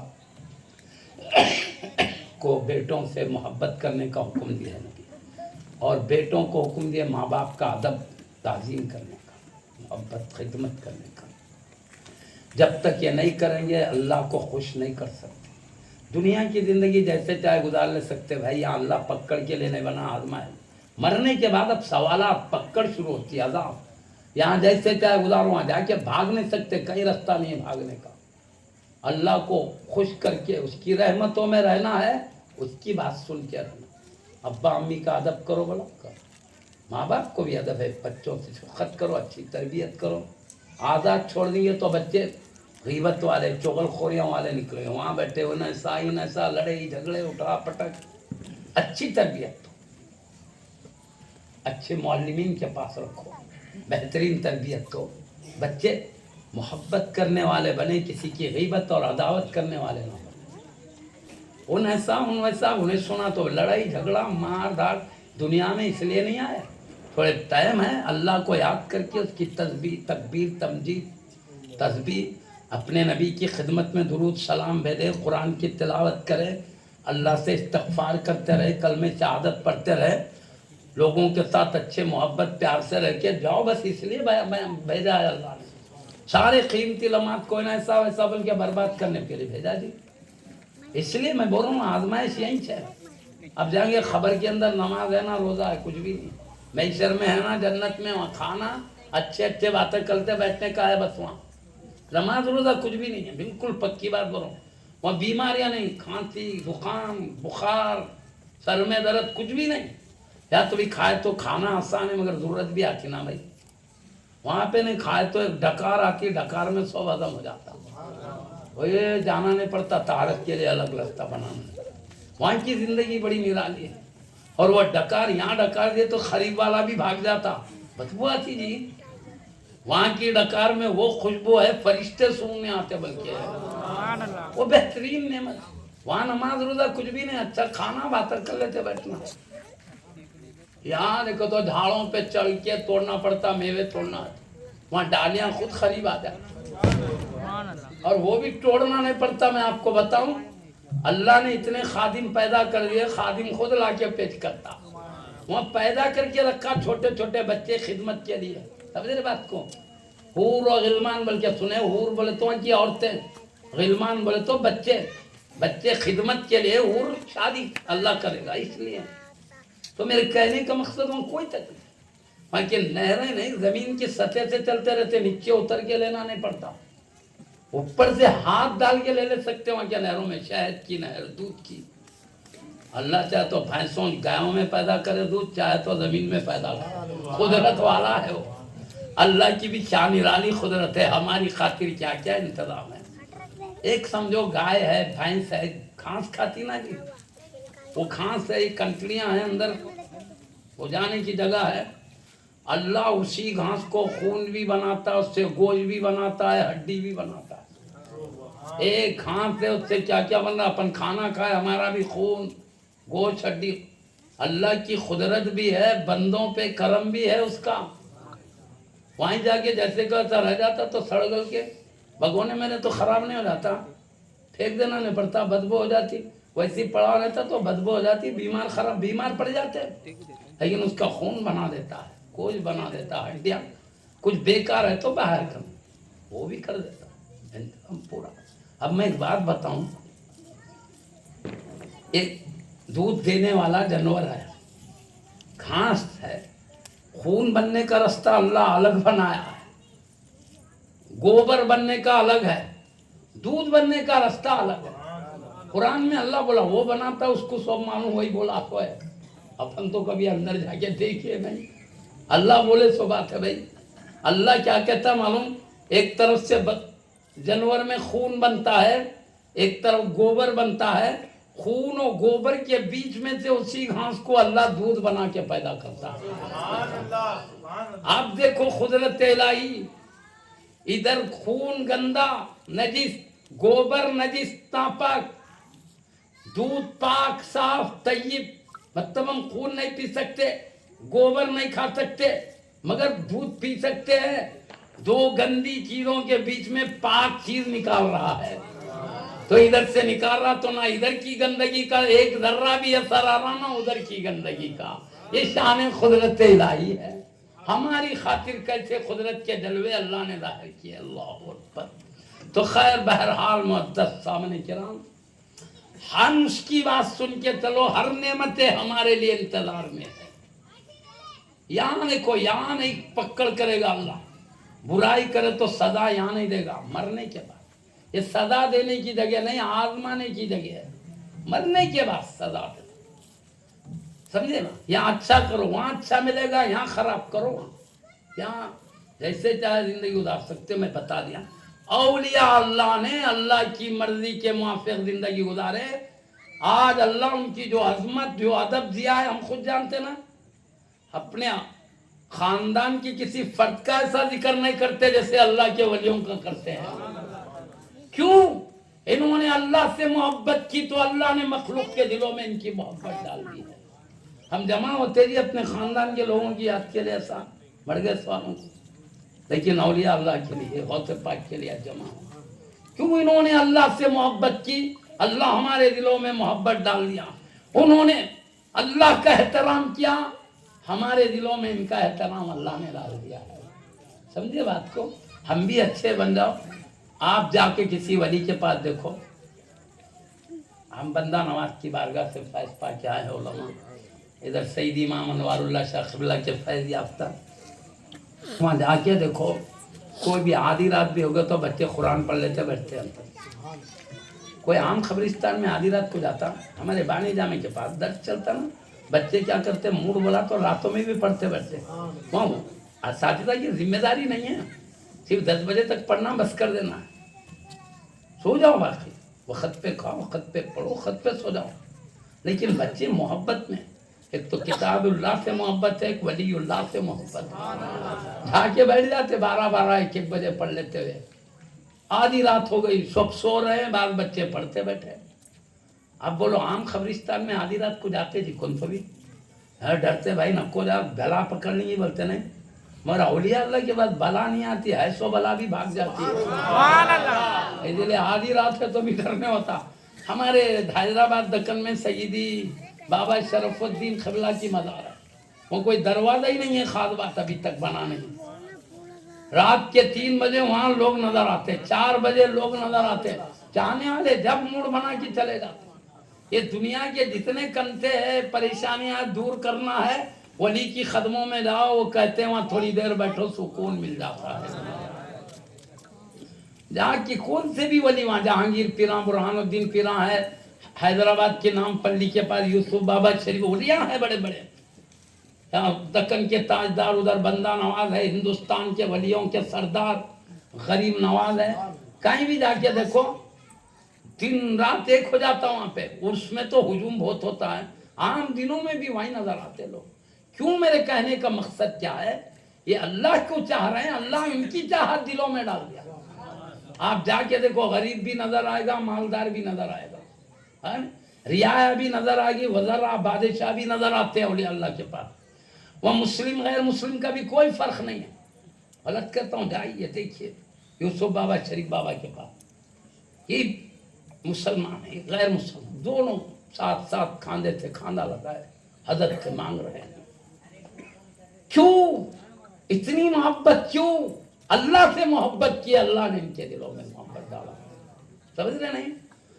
ابھی کوئی معمولی بات، تو عام اولیاء تو غوث پاک تو ولیوں کے سردار ہیں، ان کی کیا شان ہو رہی ہے۔ یہ جتنے جھنڈے لہرا رہے ہیں پن غوث پاک کے، غوث پاک پہلے ہی بول دیے تھے، کیا بولے معلوم؟ وَعَالَامِي عَلَىٰ رَاسِ الْجِبَالِ، میں دیکھ رہا ہوں کہ میرے جھنڈے پہاڑوں کی بلندی پہ لہرا رہے ہیں۔ اس وقت آپ بول رہے تھے کئی 100 سال پہلے کی بات ہے، ایک جھنڈا بھی نہیں لہرا رہا تھا، لیکن غوث پاک کو معلوم ان کے غلام کہاں کہاں جھنڈے لہراتے ہیں، پہاڑوں کی بلندی پر۔ نام غوث اعظم ہے، نیچے نہیں، اوپر ہمارا گھر، ہم نیچے رہیں گے، گھر کے اوپر جھنڈا رہے گا، پہاڑ کی بلندی پر، پہاڑ کی بلندی پر۔ اس میں بھی دیکھو، جہاں مسلم نظر آئے گا تعظیم کرتے، غیر مسلم بھی نظر آئے گا۔ میں غلط نہیں کہتا ہوں، میں نے دیکھا ہے تو بول رہا ہوں۔ کیوں؟ اللہ سے محبت کرو تو اللہ دلوں میں مخلوق کے محبت ڈال دیتا ہے، تعظیم پیدا کر دیتا، کر کے تو دیکھو اللہ سے محبت۔ تو خیر میں اب عرض کر رہا تھا، غوث پاک رضی اللہ عنہ امی سے اجازت لی، امی نے اجازت دی 18 سال کی عمر، اور جاتے جاتے کیونکہ کھانے پینے کی ضرورت پیش آئے گی تو 40 وہ لے لیے دینار اشرفی، لیکن کیا کرے معلوم، ادھر 20 اشرفیاں، ادھر 20 اشرف بغلوں میں رکھ کے اوپر سے کپڑا سی دیا ہوگا، ادھر سے کپڑا، اب کچھ ہاتھوں میں نظر ہی نہیں آتا کیونکہ وہ لٹیروں کا دور تھا، محفوظ رہنا بلکہ اندر کر دیا۔ اب قافلے کو بتا دی جاؤ ان کے ساتھ۔ ہوا کیا معلوم، غوث پاک رضی اللہ عنہ کو جاتے جاتے نصیحت کرے، امی جان بیٹا کتنی بھی بڑی سے بڑی مصیبت آئے مگر جھوٹ کبھی نہیں بولنا، سچ بولنا ہمیشہ، جھوٹ نہیں بولنا۔ ٹھیک ہے امی جان کبھی جھوٹ نہیں بولیں گے، ابھی تک بولے بھی نہیں، ابھی بولیں گے بھی نہیں، ٹھیک ہے۔ جا رہے ہیں، آبادی پار ہوئے، تھوڑا جنگل آیا، وہ ملے لٹیرے جیسا طریقہ ہوتا، میں بولا نہیں ہوں، ملے پوروں کا سامان لوٹنے لگے، سب سامان سلامتی سے سمجھے دیکھ ہوتی رہا، ارے چونک ادھر بولے تو ہے سو جان بھی چلے جاتی، مال جاری جانے دو، جان تو بچہ نہیں، سب دے دیے۔ اب ایک ڈاکو آ کے پوچھے، بیٹا تمہارے پاس بھی کچھ ہے کیا؟ ہاتھاں خالی ہے تو کچھ ہے کیا؟ ہاں میرے پاس بھی اشرفیاں ہیں بولے۔ انہوں نے بولے کچھ بھی نہیں ہے، چپ تو بھی مذاق کر رہا بچہ، بول کے سردار کے پاس جا کے دیکھے، بولے دیکھو یہ بچہ میرے سے مذاق کر رہا، ہائے سردار ہے مذاق کر رہا بچہ، بیٹا تمہارے پاس بھی کچھ ہے کیا؟ ہاں ہے، اشرفیاں ہیں میرے پاس، بولے ہاں وہ کہاں ہیں، دکھ رہے ہیں نا؟ نہیں بغل کے اندر ہے، بولے تو سردار کیا بولے مذاق کر رہا بچہ، سمجھے، کیونکہ چھپی ہوئی چیز کو تو بھی ڈاکوں کو بتاتے کیا جی، چھپا کے رکھنا ہے، ڈاکوں سے بتانا نہیں۔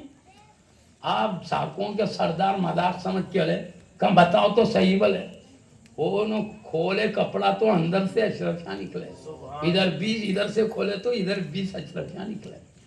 ڈاکوں کے سردار بولے بیٹا تمہارے بڑے لوگوں نے چھپا چھپا کے رکھا تھا ہم سے بچانے، کچھ بھی نہیں ہے بولے تو ہم خاموش چلے جاتے تھے، میرے پاس اشرفیاں مل کے کئی کو بتا دیے، بولنا تھا کچھ بھی نہیں ہے، دیکھ لو کئی کو بولے بیٹا اندر کی بات، تو بولے میری امی جان نے گھر سے نکلتے وقت نصیحت کیے تھے، بیٹا بڑی سے بڑی مصیبت ہے مگر جھوٹ نہیں بولنا.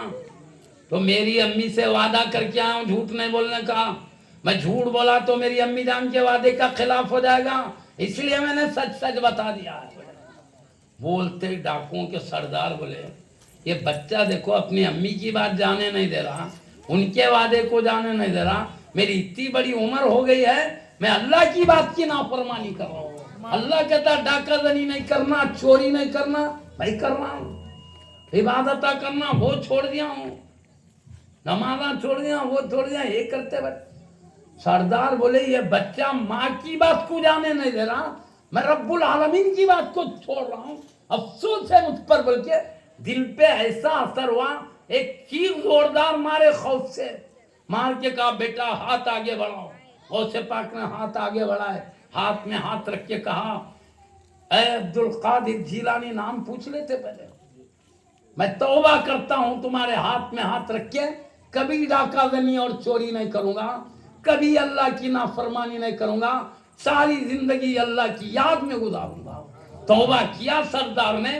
سردار کو توبہ کرتے دیکھا تو پورے ڈاکوں نے کہا سردار ڈاکہ زنی میں بھی تم سردار تھے، توبہ میں بھی تم سردار ہے، تم توبہ کرتے ہیں تو ہم بھی توبہ کرتے ہیں. ایک وقت میں سینکڑوں ڈاکوں نے نعرہ رسالت، فیضان غوث العظم، ایک ہی لمحے میں سینکڑوں ڈاکہ زنی کرنے والوں نے آپ کے دستے مبارک پر توبہ کیے.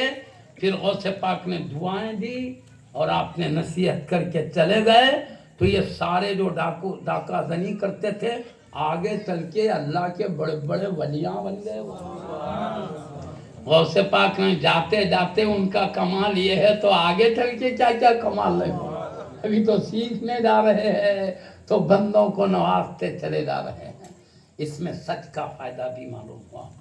اللہ ہمیں بھی سچ بولنے کی سعادت عطا فرمائے. بزرگوں کی نصیحت ہے سچ بولنا، حلال کھانے سے زبان میں تاثیر پیدا ہوتی ہے. دعا کرے تو دعا قبول بھی ہوتی ہے. حرام کھائے جھوٹ بولے تو دعا نہیں قبول ہوتی. بھئی جھوٹی زبان اللہ کے پاس چلا کر اللہ میری بخار آ گیا دور کر، اللہ میرے کو مصیبت آئی دور کر، اللہ میرے تنگ دستی آئی دور کر. اب حرام کھا کے خون میں اثر نہیں آتا حرام غذا کا، زبان کی تاثیر ختم. اس لیے بزرگان دین کہتے ہیں عقل حلال صدق مقال کبھی نہیں چھوڑنا. حلال غذا کھانا، سچ بولنا، جھوٹ نہیں بولنا، حرام نہیں کھانا. سود، رشوت، چوری کا مال، ڈنڈی مار کے کھا رہے ہیں، بیچ رہے ہیں مگر ڈنڈی مار رہے ہیں، یہ سب نہیں. ہم کو دنیا میں اللہ سیدھے رہ کے آؤ بلا، ٹیڑے ہوئے تو وہاں پریشانی ہوتی. زمین کے اندر جاتے ہی مصیبت ہے، کیڑے مکوڑے سانپ بچھوں کی جگہ اللہ آگ کے شعلے پیدا کر دیتا جاتے. وہ قدرت والا ہے. ٹھنڈی لکڑی کو آگ کے شعلے بنا دیتا تو مٹی کے اندر آگ پیدا کرنا چاہیے. لکڑی کو آگ نہیں بناتا جی، ابھی چھی رہے تھے آگ بن گئی تو چیتے ہیں. ٹھنڈی لکڑی کو آگ کے شعلے بنا دیتا ہے اللہ. بہرحال اللہ کی قدرت عجیب ہے. یہ ویروں میں روشنی کون پیدا کرتا؟ اللہ کے حکم سے. ارے ویراں لگے ہوئے، تمہیں روشنی آئی کہاں سے دی؟ رب کے حکم سے آتی ہے، قدرت الہی ہے وہ. تو آگ بھی ایسی پیدا ہو جاتی ہے. سچ بولنا سے زبان میں تاثیر ہوتی ہے. حلال کھانے سے بات یاد رکھے، ایک لقمہ بھی حرام گیا علماء کہتے 40 دن تک دعا نہیں قبول ہوتی. 40 دن تک صبح و شام کھاتے رہے تو کیا عالم ہوا. بہرحال ہر کوئی نہیں کھاتے، مگر اپنا کام ہے بتا دینا اولیاء اللہ کی کیا زندگی تھی، تاکہ اپن بھی ان کے نقشے قدم پر ولی کا دامن پکڑنے مطلب ان کے بتائے ہوئے طریقے پر چلیں گے بولنے کا مطلب. ان سے محبت بھی کریں گے، ادب بھی کریں گے، ان کے بتائے. اس کا مطلب ہے دامن نہیں چھوڑیں گے. غریب نواز کا دامن نہیں چھوڑیں گے، غوث پاک کا دامن نہیں چھوڑیں گے. تو پکڑے کب چھوڑیں گے؟ دامن نہیں چھوڑیں گے کا مطلب میں بولا نا، بولتے مطلب حضرت کی محبت نہیں چھوڑیں گے، حضرت کا احترام نہیں چھوڑیں گے، حضرت کے حکم کو نہیں چھوڑیں گے، جو حکم دے چلیں گے. یہ ہے نہیں چھوڑنے کا مطلب. تو اس لیے اپنے کو بڑے بزرگان دین اچھا کرے بھی، ہم کو اچھا کرنے کا حکم بھی دیے. اسی لیے اولیاء اللہ کی صحبت میں کئی کو رہتے تھے بڑے بڑے اولیاء اپنے سے بڑے ولیوں کے ساتھ رہتے تھے، کیوں؟ ان کی صحبت میں رہ کے اللہ کے قریب ہوتے تھے اچھے بننے کے لیے۔ جتنے بھی ولی ہیں اپنے سے پہلے ولیوں کی صحبت میں رہے۔ خود غوث پاک سردار اولیاء ہے، مگر آپ بھی اولیاء کی صحبت میں پہلے رہے ہیں۔ سمجھ لے بات کو؟ تو آپ شریعت کا علم پانے جا رہے ہیں، جاتے جاتے فیض و برکات لٹاتے جا رہے ہیں۔ کئی لوگ توبہ کر رہے ہیں۔ آپ گئے کہاں؟ مدرسے نظامیہ بغداد سے گئے، جانے کے بعد تعلیم پانے کے لیے اب آپ کو امی جان تو پیسے دے کے وہ سب ڈاکوان لوٹ، وہ ڈاکہ ان سے توبہ کر لیے، پوروں کا لوٹا ہوا مال دے دیے، ان کے اشرفیاں ان کے پاس تھے۔ مگر وہاں جانے کے بعد آپ نے دیکھا غربت بہت ہے، لوگوں کو کھانے کو نہیں ہے، پینے کو نہیں ہو، خاص طور پر یہ علم پانے والے بہت پریشان آ گئے، کئی اور لوگ بھی غریب ہیں۔ تو جتنے امی جان دیے تھے وہاں پڑھتے پڑھتے کھاتے رہو بیٹا اشرفیوں کے ذریعے، پھر ختم ہوئے تو کوئی بھی قافلے والے آتے رہتے، بھجاؤں گے نئے پیسے بھی جائیں گے، بولے وہ جا کے پورے غریبوں میں بانٹ دیے۔ آپ دیکھے تو کھیتوں میں کے جنگلوں میں کے سبزیاں کھا کے زندگی گزار رہے ہیں۔ امی جان دیے سو پیسے غریبوں میں تقسیم، اور آپ دیکھو تو جنگل کے سبزیاں کھا کے زندگی گزار رہے ہیں، پڑھ رہے اسی میں۔ اب بہرحال آپ نے علم پایا، اتنی محنت کر کے پایا، آپ خود فرماتے ہیں درست العلم حتی صرت قطبا، میں علم پاتا رہا تک کہ قطبیت کے مرتبے پر پہنچا۔ قطبیہ ولیوں کا بڑا درجہ ہوتا ہے، اب اتنا سو نہیں بتا سکتے ہم، بہت بڑے درجے کے ولی ہوتے ہیں۔ تو معزز سامعین کرام، آپ نے علم شریعت میں اتنی مہارت حاصل کی، میں بتاتا ہوں آپ سردار کیسے بنے۔ سردار بننے کے لیے جو علم شریعت، علم معرفت، علم طریقت میں جتنا بڑا ہوگا مرتبے میں اتنا بڑا، جو تقوی میں جتنا بڑا ہوگا مرتبے میں، اب تقوی میں بھی بڑے تھے، علم معرفت میں بھی بڑے تھے، علم شریعت میں بھی بڑے تھے، آپ کے زمانے میں سب سے بڑے آپ تھے۔ ایک ایک مثال دے کے میں بتا دیتا ہوں آپ کو کیسے آپ بڑے تھے جب جا کے سردار بنے۔ آپ علم شریعت پانا، آپ ہیں عجم کے رہنے والے، عربی نہیں، غیر عربی، وہاں جا کے عربی سیکھے تو اتنا محنت کر کے اتنا اعلیٰ تعلیم پائے، وہاں کے عرب لوگ آپ کی طرح عربی نہیں بولتے تھے، آپ کی طرح عرب ہو کے بھی آپ کے جیسے عربی میں ماہر نہیں تھے، فن ادب میں، فن عربی میں آپ عربوں سے بھی آگے بڑھ گئے تھے۔ اور آپ نے پہلے علم سیکھا، تقوی اپنا، میں بولوں آپ نے 27 سال تک اللہ کی یاد میں جنگلوں میں چلے گئے۔ دنیا میں وحشت ہوتی تھی آپ کو، کیوں؟ اللہ کی محبت آپ کے دل پہ چھا گئی تھی، اللہ کی عظمت و جلال آپ کے ذہن پر چھا گیا تھا۔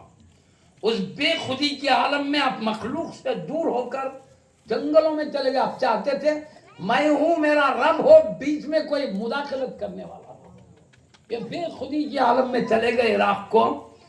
تو بعض روایتوں میں 25 سال تک آپ جنگلوں میں رہے، سب عراق بغداد والے آپ کے دیدار کے لیے ترستے رہ گئے، دل بے چین ہے، آخر غوث پاک آئے کہاں تاکہ ہم ان کا ایک دیدار کریں، نظر نہیں آتے، سب پریشان ہے کہاں، بڑے جنگل میں لاپتہ، یاد الہی میں مست ہے، اللہ کی عظمت و جلال چھا گئی ہے۔ بلکہ ایک حدیث یاد آتی ہے آپ کے بے خودی کو دیکھتے ہیں تو، ایک حدیث ہے پیارے نبی صلی اللہ علیہ وسلم، پیارے نبی نے فرمایا لو تعلمون ما عالم، میں جو جانتا ہوں اگر تم جان لیتے، محمد رسول اللہ صلی اللہ علیہ وسلم فرما رہا ہے، نبیوں کے سلطان کا فرمان، غوث پاک کے نانا جان کا ارشاد ہے، کیا میں جو جانتا ہوں وہ تم جانتے، تو ہنستے کم روتے زیادہ، سمجھے؟ آخر وہ کیا جلال اللہ کا دیکھتے ہوں گے حبیب، بڑے میں دیکھ رہا ہوں، تم دیکھتے تو ہنسی بند ہو جاتی تھی، روتے رہ جاتے تم لوگ، بول رہے ہیں اور کیا بول رہے ہیں، میں جو جانتا ہوں وہ تم جان لیتے تو ہنستے کم روتے زیادہ، اپنے بستروں پر آرام سے سو نہیں سکتے، وہ خوف طاری ہو جاتا تو سو نہیں سکتے، بلکہ خوف کے مارے اپنے کپڑے پھاڑتے ہوئے جنگلوں میں نکل جاتے ہیں. حبیب فرما تو معلوم ہوتا غوث پاک کا بے خودی کے عالم میں جانا.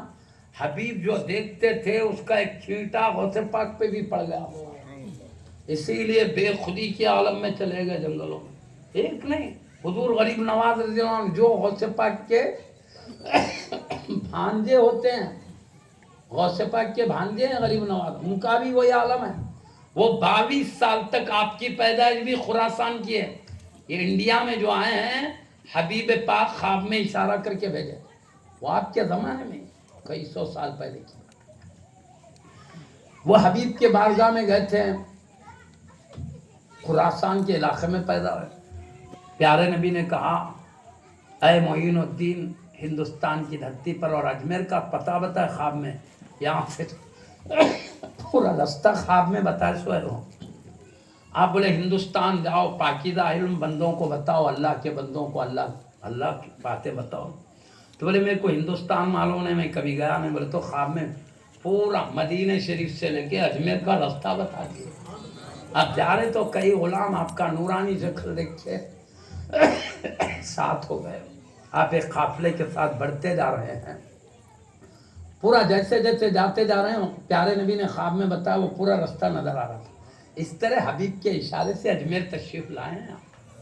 تو آپ خراسان میں جب تھے, اجمیر کی بات نہیں کرو, خراسان میں جب تھے 22 سال تک وہاں کی پہاڑی علاقوں میں بے خودی کے عالم میں تھے آپ, 22 سال. اور میں بتاؤں آپ کو, غریب غوث پاک کے پوترے ہوتے ہیں بابا سیدی صابر کلیری رضی اللہ عنہ. صابر کلیری, کلیر شریف میں آپ کا مزار, وہ پوترے آپ کے غوث پاک کے. انہوں نے تو بے خودی کا عالم ان کا ایک الگ ہے. آپ کو ہوش نہیں ہوتا, وہاں ایک گلر کا درخت ہے, لوگ کہتے اسی کی شاخ کو پکڑے بے خودی کے, بس جسم یہاں ہوتا, دل تو اللہ کے دلوں میں ہوتا, ہوش سب اللہ میں, ادھر کچھ نہیں, بس ادھر گم. کب تک؟ آپ نے بھی تقریباً 12 سال تک اسی عالم میں رہا, بے خودی. خاص بات یہ ہے, ہم نے سیرت میں پڑھا, جب نماز کا ٹائم آتا تو ہوش آتا, نماز پڑھتے پھر بے خودی آ جاتی. نماز ایسی حالت میں بھی جانے نہیں دیا اللہ, عبادت جانے نہیں دیا, ہوش آتی نماز پڑھتے پھر بے خودی چل جاتی. اس طرح جب ہم اللہ کے مقرب بندوں کو دیکھتے ہیں, اللہ کی عظمت جلال غالب آتی تو ادھر ہی ہو جاتے ہیں. ارے حیدرآباد دکن میں ہمارے ایک پیر و مرشد ہے, سیدی پیر لطیف شاہ قادری قبلہ. اللہ نے اعلیٰ درجے کا تقوی, اعلیٰ درجے کا علم, معرفت, شریعت سب دیا تھا. ہم نے کچھ حاصل کیا. اور ایک ہم نے نقشے بندی سلسلے میں بھی ارادت میں شریک ہوئے, پیر خلیل اللہ شاہ محدث دکن رضی اللہ عنہ کے بیٹے ہوتے, وہاں مشہور محدث, ان سے بھی ہم نے ارادت داخل ہوئے تھے. بچپن میں ہوا تھا, تو ہم بیٹھتے تھے وہاں.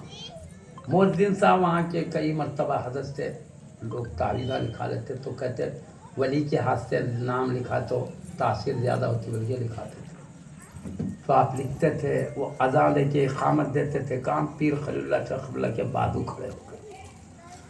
تو کئی مرتبہ بولتے تم کون ہیں, حالانکہ مؤذن ہیں, اذان دیتے ہیں, اقامت بازو دیتے ہیں. کبھی بات کرنے کے تو کون ہے تم, کیا کام کرتے ہیں, پوچھتے. حضرت میں آپ کی مسجد کا مؤذن ہوں بولتے تھے. میرے کہنے کا مطلب یہ اولیاء اللہ کا جذب ایسا دکھنے میں ہمارے ساتھ دکھتے, سب ان کا خیال ذہن سب اللہ میں رہتا ہے. میں بولا نا, میں ساتھ رہتے ایک مؤذن صاحب کو دیکھا, بچپن سے دیکھا صبح.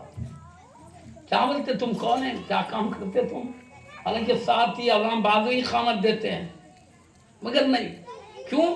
بظاہر ہم میں دکھتے ہیں ولی, اصل ان کا دل سب اللہ میں گم رہتا ہے. اور نقشے بندی سلسلے کی تاجدار ہے سیدی باقی باللہ قبلہ علیہ, ان کا بھی ایک ارشاد ہے, اے مرید تم کو کیسے رہنا چاہیے, دست بکار دل بیار, ہاتھ دنیا کے کام میں رہے, دل اللہ کی یاد میں گم رہے. دل ادھر رہنا, ہاتھ ادھر رہنا, یعنی بھائی اللہ میں گم رہنا. تو اس طرح اللہ والوں کا طریقہ رہا ہے. تو یہ بے خودی کا عالم, وہ ان کا دل ادھر ہو گیا تھا. 27 سال کے بعد بھی جو آئے نا آبادی میں, وہ کیوں آئے بولوں میں آپ کو؟ میں اپنے سے نہیں بولتا، خود آپ فرما رہے ہیں ایک محفل میں، اور آپ کی محفل میں واز سننے کے لیے ایک ایک وقت میں 70,000 کم سے کم لوگ ہوتے تھے۔ اس زمانے میں ایسی کوئی محفل ہی نہیں ہوتی تھی، صرف غوث پاک کی محفل تھی، 70,000 لوگ آتے تھے۔ اور بولوں میں یہ اسپیکروں کا دور نہیں تھا، وہ بغیر اسپیکر کے خطاب کرتے تھے حضرت۔ تو سامنے کی محفل والا جتنے آواز میں سنتا، 70,000 کی پیچھے کی محفل والا بھی اتنے ہی آواز میں سنتا تھا۔ یہ غوث پاک کی کرامت تھی۔ اطمینان سے آواز کرتے مگر آگے والے کو بھی آواز اتنی ہی جاتی تھی جتنی سامنے والا سنتا تھا۔ شان غوث اعظم دستگیر رضی اللہ عنہ۔ تو ایک مرتبہ واز فرماتے ہوئے کیا بولے معلوم؟ لوگوں جو تم مجھ میں اپنے میں دیکھ رہے ہو وجہ کیا ہے؟ مجھے مخلوق میں وحشت ہوتی ہے۔ بولے کیا؟ بولے وحشت بے چینی ہو جاتی ہے، کب کر نکل کے چلے جانا۔ کیوں مخلوق میں وحشت ہوتی؟ وجہ کیا؟ جس کو جس سے محبت ہوتی ہے وہیں دل لگتا ہے، جتنی زیادہ محبت ہے اتنا ادھر لگاؤ ہوتا ہے۔ مطلب اللہ سے محبت غالب آ گئی ہے، اللہ کی محبت چھا گئی ہے، اس کی عظمتیں چھا گئی ہے، اب بندوں میں کہاں سے دل لگیں گا؟ وحشت نہیں ہوتی؟ تو اے لوگوں، مجھے مخلوق میں وحشت ہوتی ہے، میں تم میں اس لیے نظر آتا ہوں، میرے رب کا حکم ہے کہ تم میں جا کر میں تم کو اللہ کے قریب کروں۔ اللہ کے حکم کی وجہ سے میں تم میں نظر آ رہا ہوں، ورنہ میں تو چاہتا ہوں کہ میں ہوں، میرا رب ہو، بیچ میں کوئی رکاوٹ ڈالنے والا۔ یہ ہے سمجھ رہے؟ وہ اللہ حکم دے کے بھیجا سے نہیں حکم دیتا تو ابھی جنگلوں میں آخری وقت تک بھی وہیں گزارتے تھے۔ اللہ نے حکم دیا، مطلب کیا؟ عبد القادر جیلانی، تم کو اللہ صرف اپنے قریب آنے کے لیے نہیں پیدا کیا، اللہ نے کہا اے عبد القادر میرے کروڑوں بندوں کو قریب لانا بھی ہے، تم کو اس لیے بھی پیدا کیا گیا، اس لیے آیا۔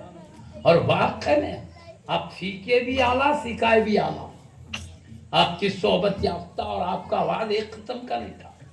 اس زمانے میں یہودی لوگ بھی کثیر تعداد میں تھے، نصرانی عیسائی بھی کثیر تھے، اور سبھی اپنے مذہب کو صحیح سمجھتے۔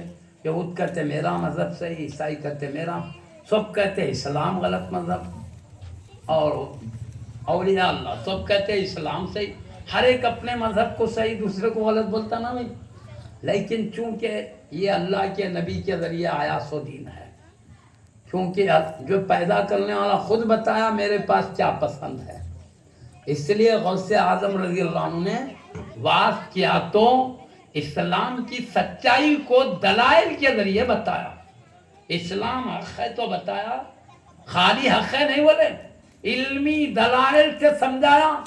عیسائی یہودی بڑے بڑے علماء جو جاننے والے تھے، آپ کا واز سنتے، علمی دلائل سنتے، اتنے متاثر ہوتے تھے، ہزاروں عیسائی یہودی نے توبہ کر کے اپنے غلط مذہب سے نکل کر، یعنی جو پہلے صحیح سمجھتے تھے اس کو غلط سمجھا، اسلام کو صحیح مذہب سمجھا اور اپنائے، یعنی توبہ کرے اپنے مذہب سے، پھر کلمہ شہادت پڑھے اسلام کے مذہب۔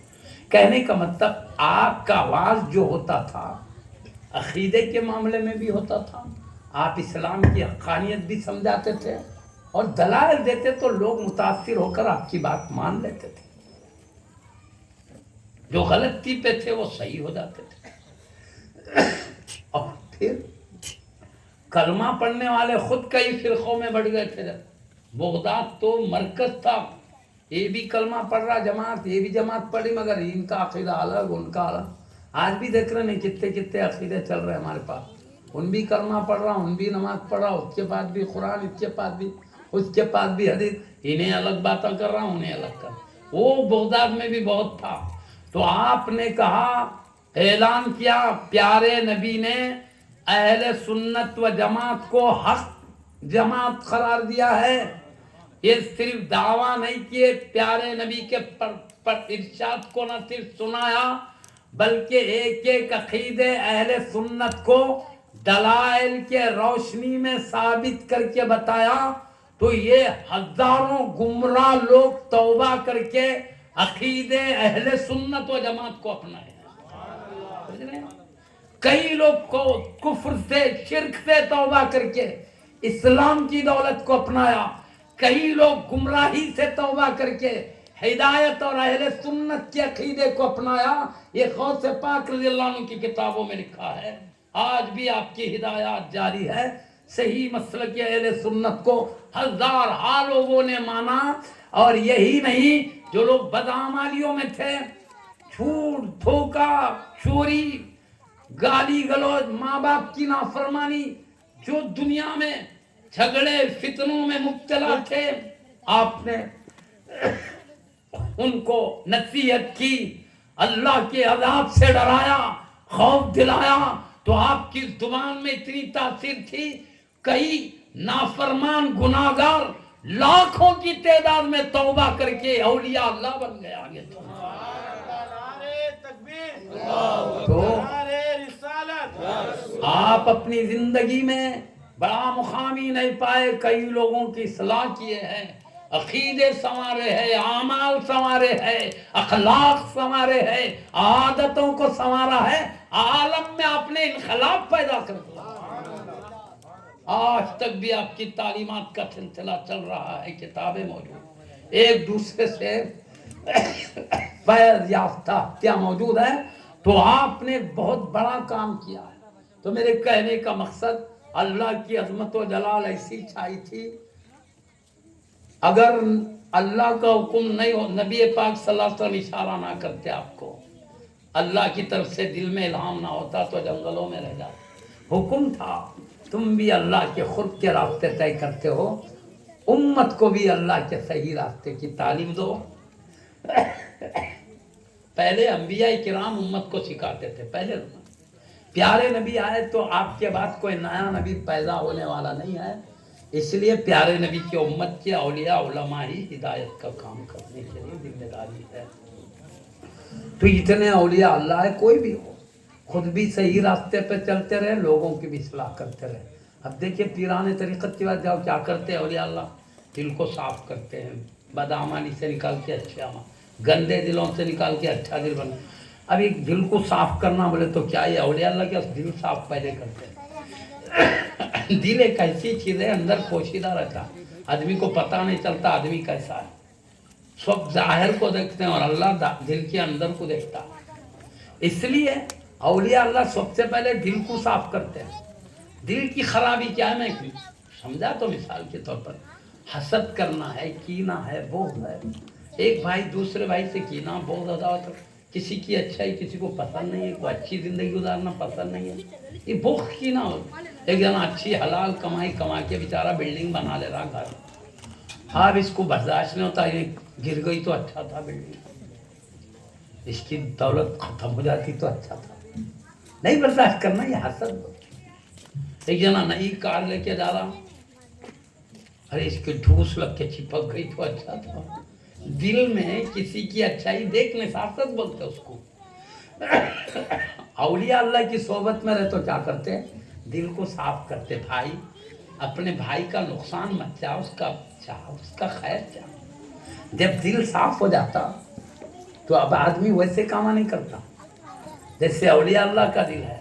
صاف کرتے جی، وہ صحبت میں رہنے کا مقصد دلوں کو صاف کرنا. اس لیے اب اولیاء اللہ کیا کرتے معلوم، اچھی بلڈنگ دیکھا تو یہ نہیں دیکھتے کیا گر گئی تو اچھا تھا، یہ بولتے اللہ اس کو نظر بد سے بچا. کسی کی کار دیکھے تو یہ نہیں بولتے ڈھونس لگ کے چپک گئی تو اچھا تھا. اولیاء اللہ کیا بولیں گے، اللہ اس کو حادثے سے بچا، کہیں سڑک پہ کوئی حادثہ نہ ہو. یہ ہے اولیاء اللہ کا دل. تو یہ صاف کرتے کا مطلب دلوں کو ایسا نورانی بناتے، عاجزی پیدا کرتے، اپنے کو بڑا نہیں سمجھنا، کم تر سمجھنا. اپنے کو کم سمجھے تو کم نہیں ہوتے، بڑا بڑا ہی رہتا، مگر کم سمجھے تو بڑے ہوتے، بڑے سمجھے تو اللہ کے پاس کم ہو جاتے. وہ بولتے عاجزی، ریاکاری نہیں کرنا، دکھاوے کا کام، بندوں کو نہیں دکھانا، جو کام ہے رب کو دکھانا، بندہ نہیں، اللہ کو راضی کرنے کے لیے کرنا، بندوں کو راضی. اخلاص بولتے اس کو. تو یہ طریقت میں وہی تعلیم ہوتی ہے جس کو تصفیہ بولتے ہیں، دل پاک کرنا، صاف کرنا. دل نورانی ہو جاتا، روح پاکیزہ ہو جاتی. تو جو عبادتیں ہماری جو عبادتیں ہیں تھوڑی عبادت کرو بڑے درجے مل جاتے ہیں. جیسے میں صحابہ کرام کے بارے میں ایک حدیث ہے پیارے نبی صلی اللہ علیہ وسلم فرماتے ہیں ترمذی میں حدیث ہے دوسرے لوگ احد کے پہاڑ کے برابر سونا بھی خیرات کر دیں تو میرے صحابہ کے آدھا ساتھ جو خیرات کرنے کے برابر مرتبہ نہیں مل سکتا. کیوں؟ وہ دل صاف رکھ کے نورانی رکھ کے عبادت کرتے ہیں. جو عمل کرتے ہیں پاکیزہ دل سے کرتے ہیں اس لیے قبولیت ہے. پھر ان کا جو ایمان ہے اللہ پہ رسول پہ اعلیٰ درجے کا ایمان ہے. ہر ایک کا اتنا اعلیٰ نہیں ہوتا. تو کہنے کا مطلب ہمارے ایمان ہمارے اخلاص ہماری دل کی نورانیت کا عبادتوں پہ اثر پڑتا ہے. اس لیے اللہ والے جو عبادت کرتے ہیں ہم 1000 رکعت پڑھ کے ان کے 2 رکعت کو نہیں پہنچ سکتے. کیوں؟ جو دل کی نورانیت سے عبادت کرتے ہیں ہمارا دل اتنا نہیں. اور وہ اللہ کے جو جلووں میں گم ہو کے کرتے ہیں ہم بھی عبادت کرتے دنیا کے خیالات میں بھٹکتے رہتا دل. کھڑے ہیں اللہ کے پاس دل جا رہا ادھر دکانوں میں گھروں میں کیا ضرورت ہے کیا نہیں ہے.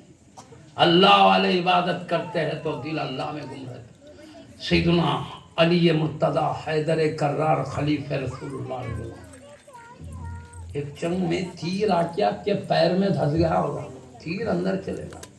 اب جاتے ہو خود ہڈی میں گوشت میں گئے تو کتنی تکلیف نہیں ہوتی بولو. اب اس کو نکالنا چاہے تو پھر نکالتے نکالتے تکلیف نہیں ہوگی. گوشت کو ہڈیوں کو حرکت دیتے آئیں گے نا بھائی.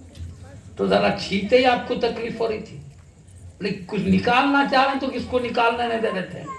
اب صحابہ رضی اللہ عنہ اجمعین پریشان ہیں. حضرت قبلہ کو ایک تکلیف حیدر کرار ایک مشکل میں ہے کیا کرنا ہے.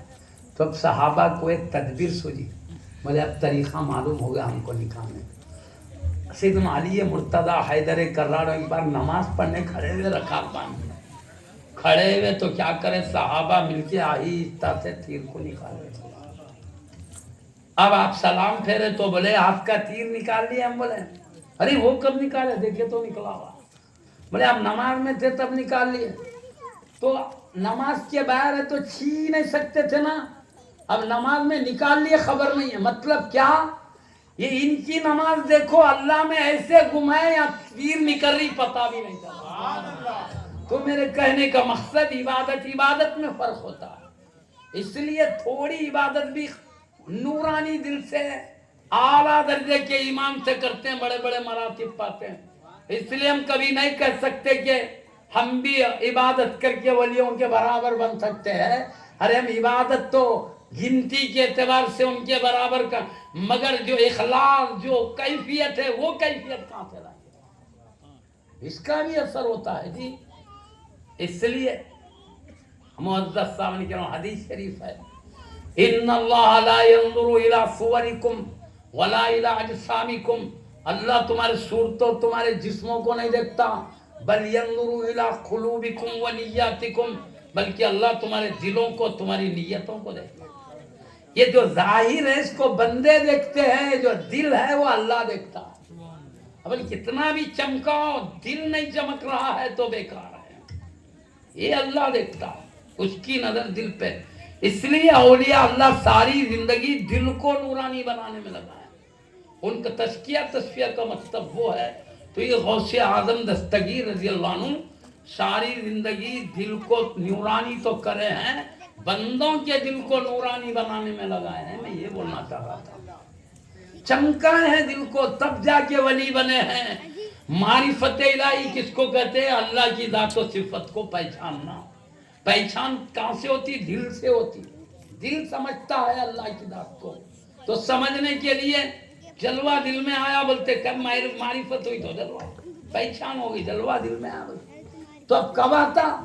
پہلے دل صاف ہوں گا تب جلوہ خدا دل میں آتا. کیوں میں ایک مثال دوں.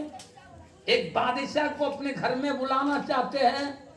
گھر کچرے سے بھرا ہوا ہے بدبودار ہے تو آئے گا بادشاہ؟ نہیں آتا. بادشاہ کو بلانا ہے تو گھر کو صاف کرنا پڑتا. خوشبودار کرنا پڑتا تب دنیا کا بادشاہ آتا. تو گندے گھر میں دنیا کا بادشاہ نہیں آ سکتا تو گندے دل میں 18,000 عالموں کا بادشاہ کیسے آئے گا؟ بادشاہ کو بلانا ہے گھر میں، گھر صاف کرو. اگر اللہ کا جلوہ دل میں دیکھنا ہے تو دل صاف کرو. ایک مجذوب صاحب اس میں ملے میں وہ دکھے تو میں بیٹھ گیا ان کے ساتھ. اللہ والے تھے، بس گھوم رہے تھے، مگر کبھی ادھر کبھی ادھر دو چلتا تھا، ہوش ادھر بھی آتا تھا. میں بہت دیر بیٹھا، نماز کا ٹائم، بولے تازہ وضو بنا لیجیے. تازہ وضو بنانے کی فضیلت ہے. ایک نماز پڑھ لیے پھر بھی وضو ہے تو وہی وضو سے ابھی نماز پڑھ سکتے. نیا وضو بناؤ، بہتر زیادہ بہتر ہے، مقام بڑا ملے گا. میں بولا بھاگا ہوئی تو بولے تازہ وضو بنائیں گے، پہلی نماز کا ہو گیا، اب نیا وضو بنائیں گے. حضرت ذرا وضو بنا کے آتا ہوں. بولا میں مجذوب قبلہ، اجازت ہے؟ ادب سے جانا نہ بولی پتا ہے اجازت ہے کیا؟ کیا بولے معلوم؟ ارے دل کا وضو بنا، دل کا وضو بنا. بولے ارے یہ وضو کیا ہے، دل کا وضو کیا سمجھے؟ یہ وضو میں منہ صاف کرتے پانی سے، ہاتھ صاف کرتے، پیر صاف کرتے، یہ جسم کا وضو ہے. دل کا وضو کیا؟ دل کو تمام گندگیوں سے صاف کرو، یہ دل کا وضو. مجذوب صاحب بولے تو میں بولا کیا پیاری بات ہے، یہ بھی وضو کرتے رہنا، وہ بھی وضو کرتے رہنا. سمجھ گئے؟ تب جا کے خدا کی دوستی ملتی ہے. غوث اعظم رضی اللہ عنہ وہ مقام پائے، پھر امت کو ان کی طاقت کے مطابق لے کے پہنچائے ہیں. تو معزز سامعین کرام، آپ کے زمانے میں نہ علم شریعت میں آپ کی طرح کوئی تھا، نہ علم معرفت میں، نہ تقوی میں، سب میں اعلیٰ. اسی لیے اللہ سردار بنا. میں شریعت کی مثال دے دوں. آپ جب بات فرماتے تو 400 علماء، کم سے کم 300، کبھی 250، کبھی 400، کبھی بڑھ کے کم سے کتابوں میں اکثر 400 رہتے تھے. اور کیا کتاب وہ کاپی قلم دوات لے کے آتے تھے. کس لیے؟ تاکہ غوث پاک کے ارشادات کو لکھیے. ارے وہ کون علماء ہوتے ہیں؟ اس زمانے کے جس سے قرآن کے تفسیرات سب سے واقف تھے، حدیث کے پورے شروحات سے واقف تھے، فقہ کے پورے کتابوں سے سب جاننے والے علماء بیٹھتے تھے. اب بتاؤ سب ہی جان رہے پھر کیوں بیٹھ رہے ہیں لکھنے؟ معلوم ہوا غوث پاک رضی اللہ عنہ کو اللہ نے وہ علم دیا تھا کہ کتابوں میں بھی نہیں ملتا. وہ علم اللہ نے اس زمانے کے علماء میں آپ کو سب سے بڑھایا. ایک بار کیا ہوا، ابن جوزی رضی اللہ عنہ بڑے محدث اس زمانے کے، اتنے ماہر تھے علم حدیث میں، تو فن کے بہت ماہر تھے. پورے پیارے نبی کے صحابہ سے لے کر جو حدیث لکھنے والوں تک جتنے راوی ہیں، پورے راویوں کی زندگیوں سے واقف تھے. کون متقی ہے، کون پرہیزگار ہے، کون سچ کہنے والا ہے، کون کس کا حافظہ قوی ہے، کس کا کمزور ہے. سب پھر حدیث کے مختلف فن کی قسمیں ہیں، وہ ہم نہیں بول سکتے، کئی قسمیں اس سے باخبر تھے، بڑا علم میں مہارت ہے. اب وہ حدیث کے فن میں بہت ماہر تھے. اب میں ایک بتاؤں کتنے ماہر ہیں وہ، کتنی خدمت کرے علم حدیث کی. پہلے زمانے میں لکڑی کے قلم بنتے تھے، لکڑی کو چھل کے اس کی نوک شاہی میں ڈبا کے لکھتے تھے. تو ابن جوزی حدیث کا کام اتنا کیے، وہ قلم چھلتے چھلتے کیا کریں، کیونکہ اس سے حدیث لکھی جاتی ہے، حدیث سے قلم کا تعلق ہے، بلکہ وہ بھورے کو کیا کرتے تھے، تعظیماً ایک جگہ جمع کر دیتے تھے. جمع کرتے تو آپ اتنا لکھے بہت برا جمع ہو گیا. تو اب انتقال کے قریب بولتے ہیں میرا پانی اور لکڑی سے گرم نہیں کرنا، وہ بھورے سے کرنا جس لکڑی سے میں لکھتا تھا اس کے بھورے سے کرنا، وہ پانی گرم کرنا. بولے انتقال کے بعد گرم کرے تو گرم ہو کے بھی ابھی برا باقی رہ گیا.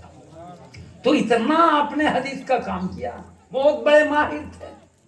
تو غوث پاک رضی اللہ عنہ کی محفل ہوتی تو بڑے بڑے علماء آتے، لیکن آپ نہیں آتے تھے محفل میں. کون؟ ابن جوزی بڑے عالم. اب وہ کئی کو نہیں آتے تھے، بولے تو جتنے تفسیریں لکھے ہوئے حدیث ہم سب جانتے تھے. آپ اب یہی بولیں گے نا بھائی بتائے تو واس کرے تو یہی کتابوں میں کی بات بولیں گے نا. اب نئی بات کیا بولتے بلکہ حضرت نہیں آتے تھے. تو غوث پاک کے ایک مرید کیا کرے معلوم، بڑے محدث کو بولے ایسے سب بڑے بڑے علماء بھی آتے ہیں محفل میں، آپ بھی آئیے نا. تو انہوں کیا کرے معلوم، उनको मालूम वही बातें बोलेंगे जो लिखे सब जानते हैं, पढ़े लिखे हैं। लेकिन क्या करें, मुरीद क्या दिल रखने जाते, ठीक है मैं भी चलता हूँ, बोल क्या है, आके कोने में बैठने के बाद आज जैसा वास की महफिल से पहले कारी साहब कुरान पढ़ते नहीं, जब से भी वही तरीका था। कारी साहब क्या करे, कुरान पढ़े तो गौसे पाक ने क्या करे, उन्हीं कुरान की आयतों में से एक आयत लेके उसकी मतलब समझाना शुरू करे, और एक एक आयत के कई मतलब निकलते हैं। क्योंकि अल्लाह का कलाम है इसलिए उसके मतलब बहुत निकलते हैं। इसलिए सैयदना अली मुर्तज़ा हैदर कर्रार ने क्या फरमाया, अगर मैं सूरह फातिहा की तफसीर कर दूं 70 ऊँट संभाल नहीं सकेंगे बोले। अरे एक एक आयत में से दरिया बहा दे सकते हैं आप हैदर कर्रार को, अल्लाह ने वो इल्म दिया था। तो अब बताओ, एक फातिहा में इतने उलूम है तो मालूम है एक एक आयत में कई मतलब है अल्लाह ने रखा है, कई मुराद है। इसलिए तफसीरें उठा के देखो, एक कुरान 30 पारों में है मगर उसकी तफसीर अलमारियां भर के है, बड़े तफसीर पहले के उलमा लिखे। अब हुआ क्या, गौसे आजम रज़ियल्लाहु अन्हु ने क्या करे, वो कुरान की एक आयत लेके तफसीर बयान करना शुरू करे। मैं सिर्फ ये बोल रहा हूँ, आपको सरदारी ऐसे ही नहीं मिली, बल्कि आप तमाम इल्म शरीयत मारिफत तक़वे में बड़े तब मिली, वो बोलने के लिए बोल रहा हूँ मैं, और कोई बात नहीं बोलना चाह रहा। सियादत मिली कैसे, तो आपका मामला ये था, आप तफसीर बयान करने लगे तो मुरीद बैठे हुए थे, वो मुहद्दिस के साथ बैठ के बोले एक तफसीर ये है, दूसरी ये है, तीसरी ये है, बोलते रहे। तो वो मुहद्दिस क्या बोले, ये भी मैं जानता हूँ, ये भी जानता हूँ, ये भी जानता हूँ, 11 तफसीरें बोले तो 11 भी जानता हूँ बोले। आप बड़े 12वीं तफसीर ये है, 13वीं है, आयत का 13वां मतलब ये है, 14वां, 15वां, 16वां गिनाते जा रहे हैं। तो मुहद्दिस क्या बोले, अरे मैं नहीं जानता, इनका जितना इल्म खत्म होगा आप बताते चल जा रहे हैं। ऐसे नहीं, उन्होंने किसने बताया, पहले जमाने के बड़े बड़े मुखर्रबीन का नाम ले के बता रहे हैं, ये मतलब उन्होंने बताया, वो मतलब ऐसे बोलते बोलते 40 मतलब बता दिए एक आयत के। तो इब्ने जौज़ी हैरान हो गए, मैं नहीं समझता था कि गौसे पाक कितने बड़े उनके मंजिल पे फाइज हैं, बेखुदी छाई रही थी। अब आपने कहा अब हम ज़बान काल से ज़बान हाल की तरफ आ रहे हैं। हाल बोले तो बोलने की, हाल बोले तो आँख डाल के असर कर देना, ज़बान हाल की तरफ आ रहे हैं। बल्कि क्या करें, ला इलाहा इल्लल्लाह की एक ज़रब लगा इस महफिल में, पूरे महफिल वाले झूमना शुरू कर दिए, और इब्ने जौज़ी रज़ियल्लाहु अन्हु पे इतना असर पड़ा, बेखुद होके कपड़े फाड़ते हुए आके आपके कदमों में गिर गए। तो कहने का मतलब शरीयत में इतना बड़ा मुकाम था, उस जमाने के बड़े बड़े उलमा में आप आगे मुकाम हो गए। और इल्म मारिफत जो अल्लाह की ज़ात सिफ़ात का इल्म है, हमेशा अक्सर कहता हूँ टाइम होने जा रहा है, आपका एक खसीदा ही है जो हमारे जामे निज़ाम में पढ़ाते हैं, अरबी अदब बेहतर होना, बल्कि फिर गौसे पाक का क्या मुकाम है मालूम करें। गौसे पाक अल्लाह के इल्हाम से अपनी शान बताए, अल्लाह जो इल्हाम करा तुम्हारा मुकाम बताओ क्या है। तो आप क्या बोले मालूम, कसीदा खमरिया है, सकानिल हुब्बु कासातिल विसाली फ़कुल्तु लिक़मरती नहवी ताली, मोहब्बत इलाही ने मुझे खुर्ब के प्याले पिला दिए। मतलब क्या, अल्लाह ने अपनी मोहब्बत दी, मोहब्बत दे के अपने करीब कर लिया। मैं कह रहा हूँ ना, जिसको जिससे मोहब्बत उसी के करीब होता, तो मोहब्बत में अपने करीब कर लिया, अल्लाह ने मोहब्बत दे के करीब कर लिया। बोले फ़कुल्तु लिक़मरती नहवी ताली, मैंने अपनी शराब से कहा हाँ मेरी जानिबा, या शराब से मुराद अल्लाह की मारिफत है। अल्लाह ने पहले ही मारिफत दिया है, अपनी ज़ात व सिफ़ात की पहचान दिया है, लेकिन अल्लाह की ज़ात कितना भी पहचानो किनारे पर रहते, अल्लाह लामुतहदी नहीं है। अल्लाह की ज़ात की पहचान जितना भी जाने थोड़ा थोड़ा बढ़ते जाता, लेकिन जैसी अल्लाह की ज़ात कभी भी नहीं पहचान सकते, इल्म बढ़ते जाता।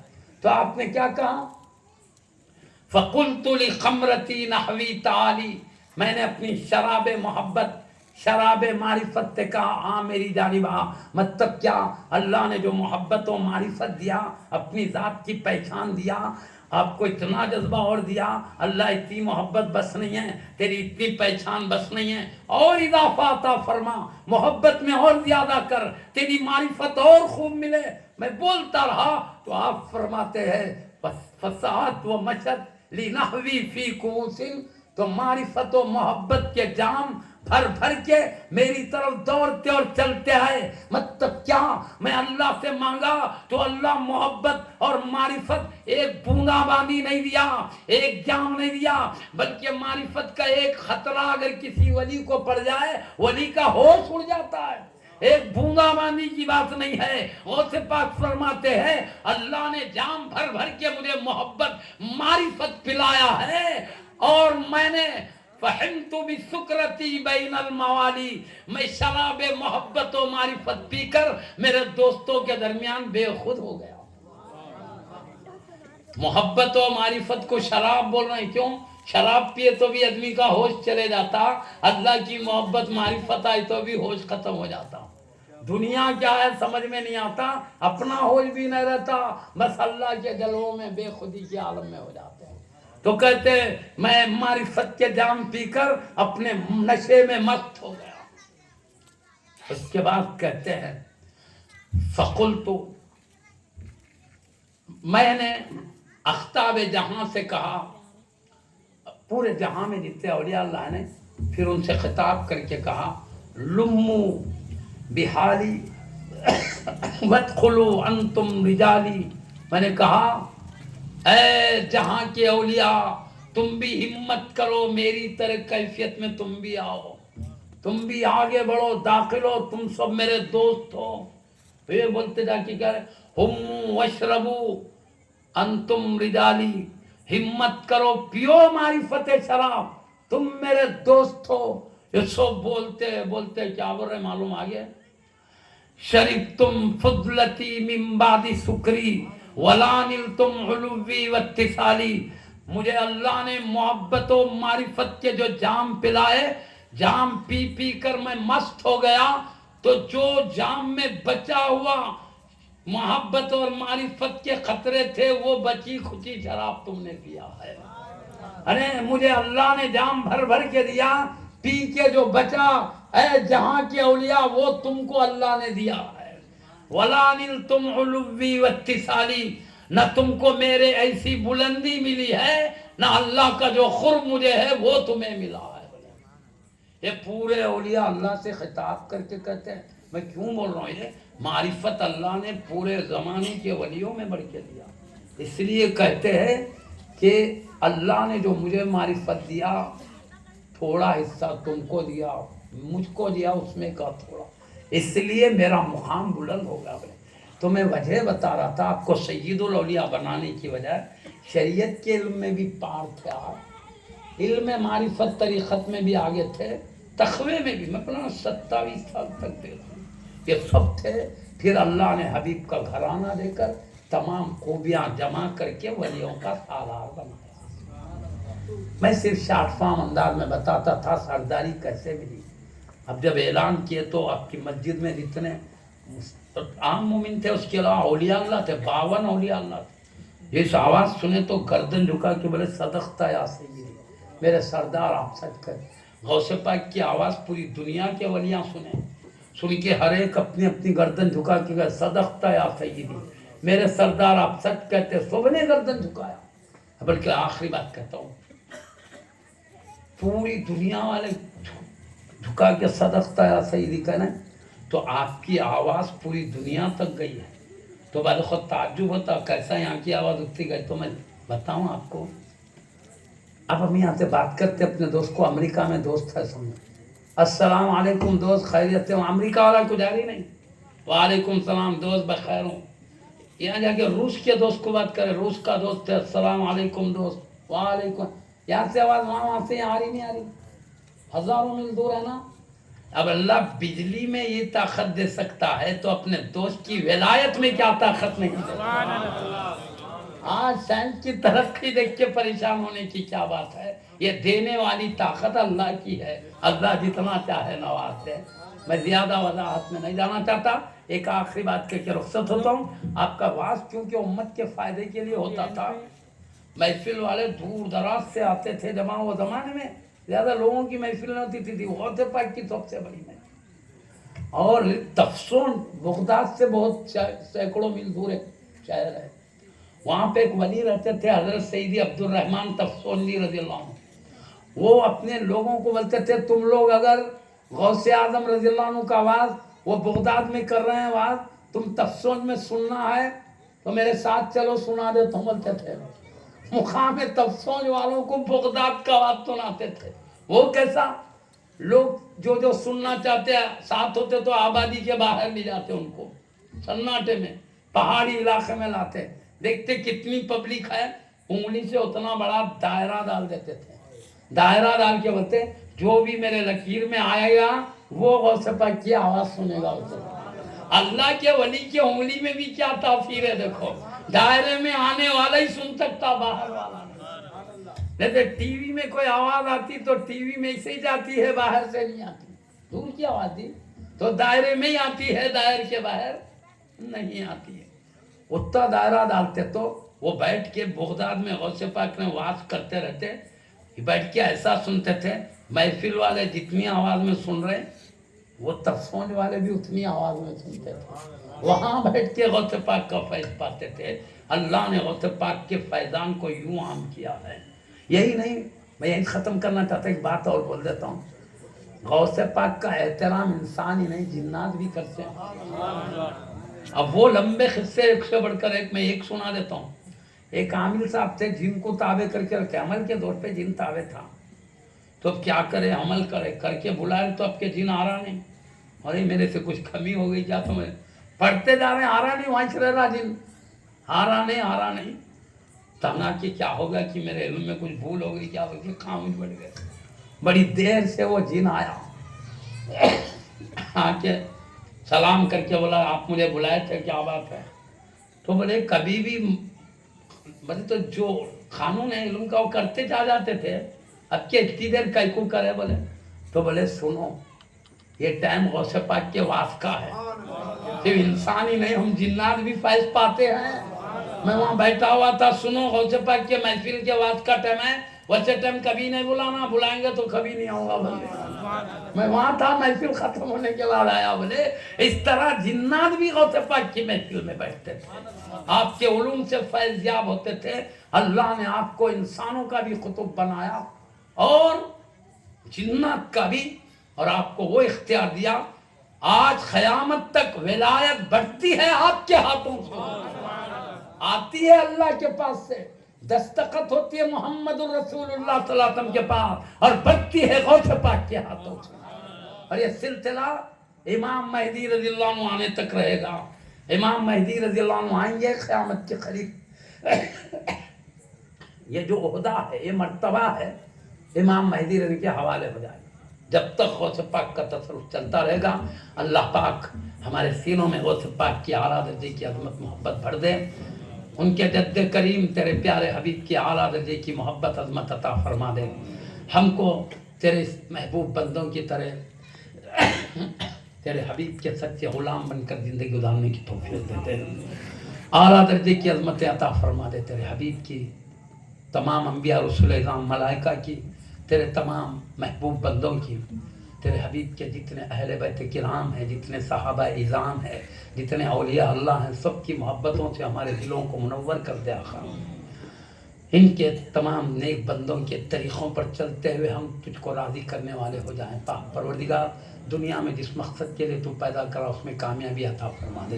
ہم کو نفس کی شرارتوں سے سنبھال لے شیطانوں کی جالوں سے بچاتے ہوئے ایسے راستے پہ چلنے سے بچا لے جس میں تیرا غضب و ناراضگی آقا ایسے راستوں پر چلنا آسان فرما دے جس میں تیری رضا اور قرب ہے اے پاک پروردگار تیرے اولیاء اللہ کو تو نے جس طرح شیطانوں کی شرارتوں سے بچاتے ہوئے اپنے قریب کیا ہے نفس کی شرارتوں سے بچاتے ہوئے ہم کو بھی ان کے نالین کے صدقے میں حفاظت کرتے ہوئے اپنے قریب فرما لے آقا جو نمازیں پڑھ رہے ہیں ان کی نمازوں میں اور اضافہ فرما خشوع و خضوع میں اور اضافہ فرما ان کی نمازیں چھوٹ جا رہی غفلت میں اللہ ان کو غفلت سے بچا لے اور عبادت کی توفیق عطا فرما عبادت میں ذوق شوق عطا فرما اے اللہ تھوڑی سی زندگی میں تجھے راضی کرنے کی توفیق دے دے تیرے نبی کی خوشی ہمیں عطا فرما دے تیرے نبی نے کہا قرۃ عینی فی الصلاۃ میرے آنکھوں کی ٹھنڈک نماز میں ہے اے اللہ تیرے حبیب ہماری تکلیف دیکھ نہیں سکتے ہمیشہ ہماری راحت کی فکر میں ہوتے ہیں ہم کو بھی سعادت دے دے،